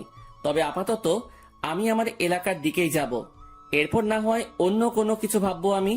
ভাগ্যক্রমে একটা বাস আসে আর আমি উঠে পড়ি। আমি বাসের মধ্যে ড্রাইভারের পিছনের সিটে বসি। সেখানে টিকিট বাকি ছিল, তাই আমিও নিয়ে নেই। মোট কথা তাদের থেকে দূরে চলে যেতে চাই আমি। আর তারিন, যে কিনা আমাকে অনেক কষ্ট দিল, সে আমার আম্মু আব্বুকে ভালোই পটাতে পারলেও সে কোনো দিনও আমাকে পাবে না, কারণ সে আমার মনে গুরুতরভাবে আঘাত করলো। আমি অনেক কষ্ট ভোগ করছি, আর এত সহজে তারিন আমাকে পেয়ে যাবে তা কোনো দিনও না। এবার সেও বুঝুক, যখন ভালোবাসার মানুষ দূরে থাকে ও ঘৃণা করে তখন কেমন লাগে। আমি অনেক কষ্ট অনুভব করলাম, এবার তার পালা কষ্ট অনুভব করার। আমি কোনো দিনও তারিনকে বোরকা পরা অবস্থায় দেখি নাই, আর আমাদের সাথে যখন বাসে ওঠে তখন সে বোরকাটা পরে, মানে শুধু চোখগুলো দেখা যাবে, বাকি শরীরের অংশ দেখা যাবে না। ওই বোরকাটা পরে, আর এই বোরকাটা পরায় আমি তারিনকে চিনতে পারি নাই। তবে শুধু তারিন না, তানিয়াও তারিনের মতোই বোরকা পরে, তবে বোরকার রংটা ভিন্ন। তারিন পরছিল কালো আর তানিয়া পরছিল একটু নেভি ব্লু বোরকা। মেয়েটা ভালোই বুদ্ধি খাটাইছে, মানতেই হবে। সে আমার সামনে না এসে আম্মু আব্বুকে ভালোভাবেই পটাইছে ও তাদেরকে ভালোভাবেই আয়ত্ত করলো, কিন্তু কোনো লাভ হয়নি। কি করে ভাবলো এত সহজে আমাকে পেয়ে যাবে? আমাকে যতটুকু কষ্ট দিল তাকেও সেটা অনুভব করতে হবে, এরপর না হয় দেখা যাবে। প্রায় 2 ঘন্টা বাস চলতেছে, কিন্তু চোখে কোনো ঘুম নেই আমার। থাকবেই বা কি করে? যে দেখলাম ও শুনলাম আমি যদি আজ সেখান থেকে না চলে আসতাম, তাহলে তারা আমাকে জোর করে হলেও তারিনের সাথে বিয়ে দিত। কিন্তু আমি কোনো দিনও এই মেয়েকে এত সহজে মেনে নিব না। একবার এই মেয়েটা আমাকে সন্দেহ করে ও অবিশ্বাস করে, আমাকে অনেক অপমান করলো আর জুতার বাড়িও দিল। আর আজ যদি মেয়েটাকে আমি বিয়ে করি, তাহলে আমার অপমানের কি হবে? আমার মনে যে আঘাত করলো তার কি হবে? আর তাছাড়াও এরপর সে যদি অন্য কোনো কাহিনী করে বসে বা আমার পরিবার থেকে আমাকে আলাদা করতে চায়, তাহলে না, এই মেয়ে ভালোবাসার যোগ্য নয়। ওর মনে কোনো ভালোবাসা নেই, আছে শুধু ভালো লাগা। আর ভালোবাসার কি বা বুঝে এই মেয়ে? হ্যাঁ, ভালোবাসার কোনো কিছু জানে সে? ভালোবাসা কি সেটা জানে নাকি? যদি সে সত্যিকারই আমাকে ভালোবাসতো তাহলে আমার উপর ভরসা রাখতো, কিন্তু সে। বাসের ব্রেক কাজ করতেছে না। কথাটা শুনে সেখানে থাকা যাত্রীরা ও আমি শক খেয়ে গেলাম। কি বলতেছেন আপনি এসব? বাসের ব্রেক কাজ করতেছে না, হঠাৎ করেই ব্রেক কাজ করা বন্ধ করে দিয়েছে। ড্রাইভারের কথা শুনে যাত্রীরা আতঙ্কে ও ছোটাছুটি চিৎকার চেঁচামেচি শুরু করে দেয়। আরে আপনারা শান্ত হন সবাই, প্লিজ এভাবে উত্তেজিত হবেন না। আর তখনই সামনে থেকে একটা ট্রাক আসে আর বাসের সাথে ট্রাকের ধাক্কা লাগে। এক মুহূর্তেই সকল কিছু পরিবর্তন হয়ে গেল। আমার চোখ ঝাপসা হয়ে আসছে, তবুও চোখে একবার আশেপাশে দেখে নেই। মৃত্যু আমার চলে আসছে, আর আমার জীবনের সমাপ্তি হয়তো এইভাবেই হওয়ার ছিল। আর কিছুক্ষণের মধ্যে অন্তর সেখানে মারা যায়। বাসে প্রায় 40 জনের মতো ছিল, যার মধ্যে অনেকেই গুরুতর আহত হয়। আর সামনে থাকা ড্রাইভারও শেষ। বাসটি সামনে স্টেশন থেকে যাত্রী নেওয়ার কথা ছিল, হয়তো আর যাত্রী নেওয়া হলো না। কিছুক্ষণ পরেই সেখানে উদ্ধারকর্মী ও অ্যাম্বুলেন্স আসে ও তাদের কাজ করতে ব্যস্ত। সকালবেলা তানভীরের মোবাইল বেজে ওঠে। হ্যালো। অপর পাশ থেকে কথা শুনেই তানভীরের মোবাইল হাত থেকে পড়ে যায়। তানভীর পাগলের মতো ব্যবহার করতে শুরু করে, আর তানভীর অন্তরের মামাকে নিয়ে সেও সকাল সকাল বেরিয়ে পড়ে। তানভীর ও অন্তরের মামা জায়গা মতো চলে যায়। তাকে একজন পুলিশ ফোন দেয় আর ঠিকানাটাও দেয়, আর বলে সেখানে চলে আসতে, আর তানভীরও সেখানে চলে যায়। তানভীর, কি হয়েছে? তুই এখানে আনলি কেন? তানভীর চুপ হয়ে আছে। জি, আপনার নাম কি তানভীর? জি। আসুন আমার সাথে। আসলে ডেড বডির পকেট থেকে আমরা একটা মোবাইল পাই, আর সেটা অন করেই সেখানে আপনার নাম্বার দেখতে পাই, যেখানে লেখা ছিল তানভীর বেস্টো। তাই আপনাকে কল দিলাম। কার ডেড বডির কথা হচ্ছে অফিসার? আসুন আমার সাথে। পুলিশ তানভীর ও অন্তরের মামাকে একটা রুমে নিয়ে যায়, যেটাতে ডেড বডি শোয়ানো। সেখানে সাদা চাদর মোড়ানো একটি লাশের কাছে নিয়ে যায়। তানভীর, কি হয়েছে রে? কার কি হয়েছে? কিন্তু তানভীর নিস্তব্ধ। পুলিশ অফিসার সাথে সাথে সেই লাশের মুখ থেকে সাদা চাদরটা সরায়। সাথে সাথে অন্তরের মামা লাশ দেখে থমকে যায়, কারণ এটা তার ভাগ্নে অন্তরের ডেড বডি। এই তানবীর, এটা কে? দেখতে তো পুরাই আমাদের অন্তরের মতো লাগতেছে। তানবীরের সাথে সাথে সেই বডিটা ধরে চিৎকার করে কান্না করতে লাগে, কারণ আজ তার বন্ধু তার থেকে বহু দূরে চলে গেছে, যেখান থেকে আর কোনোদিনও ফিরবে না। এই অন্তর, এভাবে শুয়ে আছিস কেন? এই এই অন্তর, দেখ ভাই, এভাবে শুয়ে থাকিস না, কথা বল ভাই। এই তুই না আমাকে ভাই ডাকছিস, আর তুই না বলতি তুই আমার কথা শুনবি, তাহলে শালা এভাবে শুয়ে আছিস কেন? এই অন্তর। এই তুই কাকে অন্তর বলতেছিস তানবীর? আমাদের অন্তর তো বাসায়। আর তখনই অন্তরের মামার মোবাইলে কল আসে আর দেখে তার বোন কল দিছে। কি রে ভাই, কই গেছিলি? আর তানভীর, অন্তর কই? অন্তরের মামা এই কথাটা শুনে থমকে যায়, কারণ বলল অন্তর ওর বাড়িতে নেই। সাথে সাথে কল কেটে দেয় আর স্ক্রিনের দিকে তাকায়। সেখানে অন্তরের একটা মেসেজ দেখে, সেও সেটা দেখতে লাগে। সেখানে লেখা ছিল, মামা, আমি তোমাদের মনের গোপনের তথ্যটা জেনে গেছি, কিন্তু তোমরা আমার মনের অবস্থা জানো না। আপাতত আমি এই সব থেকে নিজেকে বিরত রাখতে চাই, কিন্তু বাড়িতে থাকলে আমি শিওর তোমার আমাকে বিয়ে দিয়েই ছাড়বা, তাই বাধ্য হয়ে আমাকে চলে যাইতেই হইতেছে। ভালো থাকিও আব্বু আম্মু, নানা ভাই, নানু, তানভীর, শান্তা, মামি, আর তোমাদের বাসার সেই গেস্টগুলোর খেয়াল রাখিও, আর সাথে নিজেরও খেয়াল রাখিও, আর আমার জন্য দোয়া করিও। খোদা হাফেজ। তোমার জীবন তেনা তেনা কারি। অন্তর মেসেজটা দেখার সাথে সাথে সেও অন্তরের দেহটাকে ধরে কান্না করে দেয়। আপনারা একটা অ্যাম্বুলেন্স ভাড়া করে বাড়িতে নিয়ে যেতে পারেন। অন্তরের মামা একটা অ্যাম্বুলেন্স ভাড়া করে নেয় আর সেখানে অন্তরের দেহটাকে নিয়ে রওনা হয় তাদের বাড়ির দিকে। তাদের বাড়িতে পৌঁছালো। অন্তরের মামাকে দেখে অন্তরের আম্মু সেখানে তার ভাইয়ের কাছে যায়। কি রে ভাই, কই গেছিলি? আর তানভীর, অন্তর কই? কিন্তু তার ভাই চুপ হয়ে আছে। কি রে ভাই, কথা বলিস না কেন? আর আজকে তারিনের পরিবার আসতেছে, তাদের থাকার ব্যবস্থা কর। কি রে, কথা বলিস না কেন তুই? তখনই খেয়াল করে একটা অ্যাম্বুলেন্স তাদের বাড়ির দিকে আসতেছে। কি রে ভাই, বাড়িতে অ্যাম্বুলেন্স? কার কি হয়েছে আবার? কিন্তু তার ভাই নিস্তব্ধ হয়ে আছে, মুখে কোনো কথা নেই। বলতে গেলে জিন্দা লাশ যে জীবিত আছে, কিন্তু কথাবার্তা নেই। সাথে সাথে অন্তরের মামা তার বোনকে জড়িয়ে ধরে কান্না করে দেয়। কি রে মিলন, এইভাবে কান্না করতেছিস কেন? কি হয়েছে রে ভাই? আর তখনই তিনি দেখে সেই অ্যাম্বুলেন্স তাদের আঙিনায় এসে থামে। অ্যাম্বুলেন্স থেকে তানভীর বের হয়। তাকে দেখে সেখানে থাকা অন্তরের আব্বু আম্মু থমকে যায়। এই তানভীর, তুই অ্যাম্বুলেন্স থেকে নামলি যে? আর অন্তর কই রে? সে কি তোমাদের সাথে গেছে নাকি? নাকি তোরা সব বলে দিছিস তাকে? সাথে সাথে তানভীর তাকে জড়িয়ে ধরে কান্না করতে লাগে। কি রে তানভীর, কান্না করতেছিস কেন? আর অন্তর কই? তানভীর, কি রে বাবা, তুই আর মিলন মিলে এভাবে কান্না করতেছিস কেন? সেখানে থাকা একটা লোক মুখের থেকে চাদরটা সরায়। লাশের চেহারা দেখেই আঙিনায় উপস্থিত অন্তরের আম্মু, আব্বু, নানা ভাই, মামি সকলেই বড় ধরনের ঝটকা খেয়ে গেল। সাথে সাথে অন্তরের আব্বু আম্মু, নানা ভাই সেই লাশের কাছে গেল, আর তারা দেখলো তাদেরই অন্তরের সেই সাদা চাদর গায়ে মরিয়ে চোখ বন্ধ করে আছে। এ এই এই আব্বু, কি রে, তুই এভাবে শুয়ে আছিস কেন? কি রে, কি হয়েছে তোর? কথা বলিস না কেন? অন্তর, বাবা, কি রে, এভাবে এখানে শুয়ে আছিস কেন? কি হয়েছে তোর? কথা বলিস না কেন? এই তানভীর, আমাদের অন্তর কথা বলে না কেন? ওর কি হয়েছে?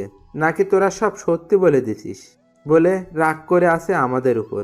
কি রে তানভীর, মিলন, কথা বলিস না কেন? অন্তর এইভাবে শুয়ে আছে কেন? কিন্তু তানভীর আর তাদের মিলন মামা কান্না করেই যাচ্ছে। কাল রাতে বাস অ্যাক্সিডেন্টে উনি মারা যান। কি যাতা বলতেছেন এগুলো? আমার ছেলে বাড়ি ছিল, ও কি করে? নাকি ফাইজলামি করতেছে এই বেয়াদবটা? আমার রাগ উঠে গেছে, কিন্তু এইসব নিয়ে কি ফাইজলামি করিস অন্তর? এইসব কোনো মজা করার ব্যাপার?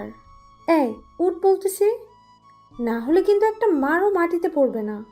তারা অন্তরকে অনেকবার জাগানোর চেষ্টা করলো, কিন্তু অন্তর তো আর জাগবে না। সে চির নিদ্রায় চলে গেল, যেখান থেকে আর ফিরবে না কোনো দিনও। আব্বু, কথা বলিস না কেন তুই? একটিবার কথা বল বাবা। কি রে আব্বু, কথা বল না। সাথে সাথে অন্তরের বাবা মা দুজনই অন্তরের দেহটাকে জড়িয়ে ধরে কান্না করে দিল। তারিন আর তানিয়া বাড়ি থেকে বের হয়ে দেখে বাড়ির আঙিনায় অনেক মানুষ। কি রে, এখানে এত মানুষ? বিয়ে তো ঘরোয়া পরিবেশে হবে বললো, তাহলে এত মানুষ আর কান্নাকাটির আওয়াজ পাচ্ছি কেন? চল তো দেখি কি হয়েছে। তারপর তানিয়া ও তারিন সেখানে গেল। কি রে, আন্টি এভাবে কান্না করতেছে কেন? কি হয়েছে? আঙ্কেলও কান্না করতেছে। কি হয়েছে রে? তারিন অন্তরের আম্মুর কাছে যায়। সেখানে গিয়ে যখনই অন্তরের আম্মুর কাঁধে হাত দিবে তখন সে সেখানেই নিস্তব্ধ হয়ে যায়। তার মুখ দিয়ে আর কোনো কথা বেরোচ্ছে না। সেও সাথে সাথে সেখানে বসে পড়ে। আন্টি অন্তর এভাবে শুয়ে আছে কেন? কি হয়েছে ওর? কিন্তু তারা সকলেই কান্না করেই যাচ্ছে। অন্তর এভাবে শুয়ে আছে কেন? হাই অন্তর, তুমি এভাবে শুয়ে আছো কেন? কি হয়েছে তোমার? এইভাবে সাদা চাদর গায়ে কেন তোমার? হাই অন্তর, কথা বলো না কেন? আঙ্কেল আন্টি, অন্তর এভাবে শুয়ে আছে কেন? কি হয়েছে? কথা বলতেছেন না কেন আপনারা? কিন্তু কারো কোনো মুখে কথা নেই, শুধু কান্না আর কান্না। হাই কলিজা, এইভাবে শুয়ে আছো কেন? আমি জানি তুমি আমার উপর অনেক রাগ করে অভিমান করে বসে আছো, কিন্তু বিশ্বাস করো আমি সত্যি তোমাকে ভালোবাসি। হ্যাঁ, আমি অন্যায় করেছি তোমার সাথে আর বিশ্বাস রাখি তোমার সাথে, কিন্তু আমি আমার ভুল বুঝতে পারছি। তাই একটিবার আমাকে সুযোগ দাও, আর কোনোদিন এমনটি করবো না। সত্যি বলতেছি তোমাকে। কি হলো, কথা বলো না কেন তুমি? হাই কলিজা, একটিবার কথা বলো না, আমি তোমার পায়ে ধরতেছি।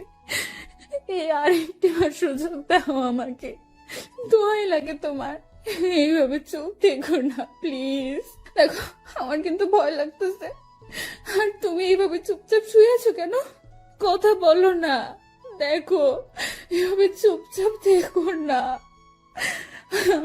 আমার আর এমন ভুল আমি করবো না, সবসময় তোমার প্রতি বিশ্বাস রাখবো। হাই কলিজা, কথা বলো না কেন? কি হয়েছে তোমার? তারিন অন্তরের হাত ধরে উঠালো আর সাথে সাথে পড়ে যায়। আর তখনই তানিয়া এসে তারিনকে ধরে আর নিয়ে যেতে লাগে। আই তানিয়া, ছাড় আমাকে। আমার কলিজা কথা বলে না কেন? কি হয়েছে ওর? আমাকে ছাড় বলতেছি। তারিন, অন্তর আর কথা বলবে না রে। সে আর কোনো দিনও আমাদের সাথে কথা বলবে না, হাসি ঠাট্টাও করবে না। সে আমাদের একা করে দিল রে। রাগ তো আমার সাথে করলো, তাহলে তোরা একা কি করে হবি? আর দেখি, ছাড় আমাকে, আমি ওর কাছে যাব।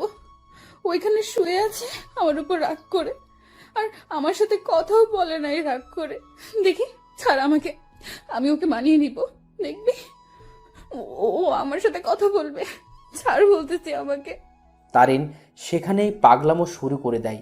সে কোনো মতেই বিশ্বাস করতে পারছে না তার অন্তর শুধু তাকেই না, সকলকে ছেড়ে চলে গেল ওপারে, যেখান থেকে আর কোনোদিনও ফিরবে না। তারিন পাগলামো করতে করতে জ্ঞান হারিয়ে ফেলে আর তাকে ঘরের ভিতরে নিয়ে যাওয়া হয়। দুপুরবেলা জানাজা পড়িয়ে অন্তরকে নিয়ে যেতে লাগে তার চিরস্থায়ী স্থানে। আজ এক আব্বুর কাঁধে তার ছেলের লাশ, এক বন্ধুর কাছে তার ভাইস্বরূপ বন্ধুটির লাশ হয়ে শুয়ে আছে, আর এক হতভাগা মামা যার সাথে হাসি মজা করে বেড়ানো ভাগ্নেটার লাশের খাট বহি করে নিয়ে যাচ্ছে তার চিরস্থায়ী স্থানে। অন্তরকে কবরে শোয়ানো হয়, তাকে মাটি দেওয়া হয়। আজ সেই কবরে দাফন হয়ে গেল কারো ছেলে, কারো ভাগ্নে, কারো প্রিয় বন্ধু আর কারো ভালোবাসা। সকলকেই সেখানে অন্তরের জন্য দোয়া করে চলে যায়। তবে সেখানে বসে বসে তিনজন হতভাগা মানসিক কান্নায় ভেঙে পড়ে বসে আছে। আজ অন্তরের মামা ভাবতে লাগে সেই দিনগুলো যখনই অন্তর তাকে জ্বালিয়ে বেড়াতো, কিন্তু আজ থেকে সেই মামাকে আর কেউ জ্বালাবে না। আজ এক বন্ধু তার সুখ দুঃখ ভাগ করা বন্ধুকে হারিয়ে ফেললো। আজ একজন বাবা তার শাসন করা ছেলেটাকে হারিয়ে বসে আছে। সব সময় অন্তরকে বকা দিয়ে বেড়াতো, কিন্তু আজ থেকে সেই বকাগুলো আর কাউকে দিতে পারবে না।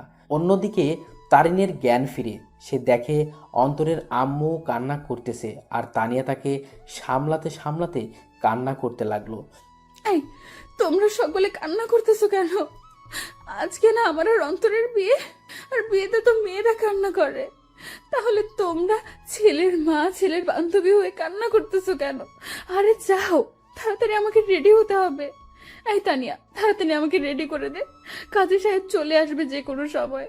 আর অন্তর রেডি হইছে, দেখ না। আর শোন, তানভীরকে বল না অন্তরকে রেডি হওয়া অবস্থায় একটু ছবি দিতে, আমি একটু দেখবো আমার কলেজাটাকে। তানভীরকে বল না। অন্তরের ছবি দিতে আমাকে রেডি করে দে। আমি শাড়ির আঁচল সামলাতে পারি না, কিন্তু ও বলছিল শাড়িতে নাকি আমাকে দারুণ মানাবে, আমি ওর জন্য শাড়ি পরবো। তারিন, কি হয়েছে? আর আন্টি, সরি আম্মু, একটু রেডি করে দাও না, কাজী সাহেব চলে আসবে তো, আমাকে আবার অন্তরকে মানাতে হবে। তারিন সেখানে পাগলের মতো ব্যবহার করতে লাগলো। তারিনকে অনেকবার বোঝানোর চেষ্টা করা হলো অন্তর অনেক দূরে চলে গেছে, কিন্তু সে তা কোনো মতেই মানছে না। তারা বুঝতে পারলো অন্তরের অকাল মৃত্যু তারুণের মাথার এফেক্ট করেছে, তাইও সে পাগলের মতো আচরণ করতে লাগলো। তারিনের পরিবারও আসে, সবাই মিলে তারিনকে সামলানোর চেষ্টা করে, কিন্তু তারিনের মুখে একটা শব্দ, অন্তর।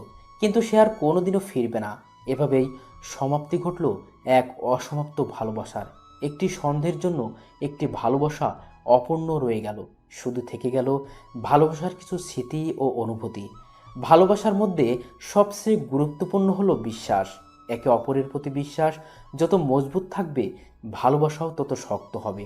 সন্ধ্যের জন্য একটি ভালোবাসা সম্পূর্ণ শেষ হয়ে যায়, তবে বর্তমানে ভালোবাসার মানুষগুলোও অনেক আজব, কারণ আমরা ভুল মানুষের উপর বিশ্বাস করে ফেলি আর সঠিক মানুষকে সন্দেহ করে বসি। তাই ভালো যেহেতু বাসবেন, তার আগেই সেই ব্যক্তিটার সম্পর্কে একটু ধারণা নিয়েই তবেই ভালোবাসিয়েন আর ভালোবাসার প্রতি ভরসা রাখবেন।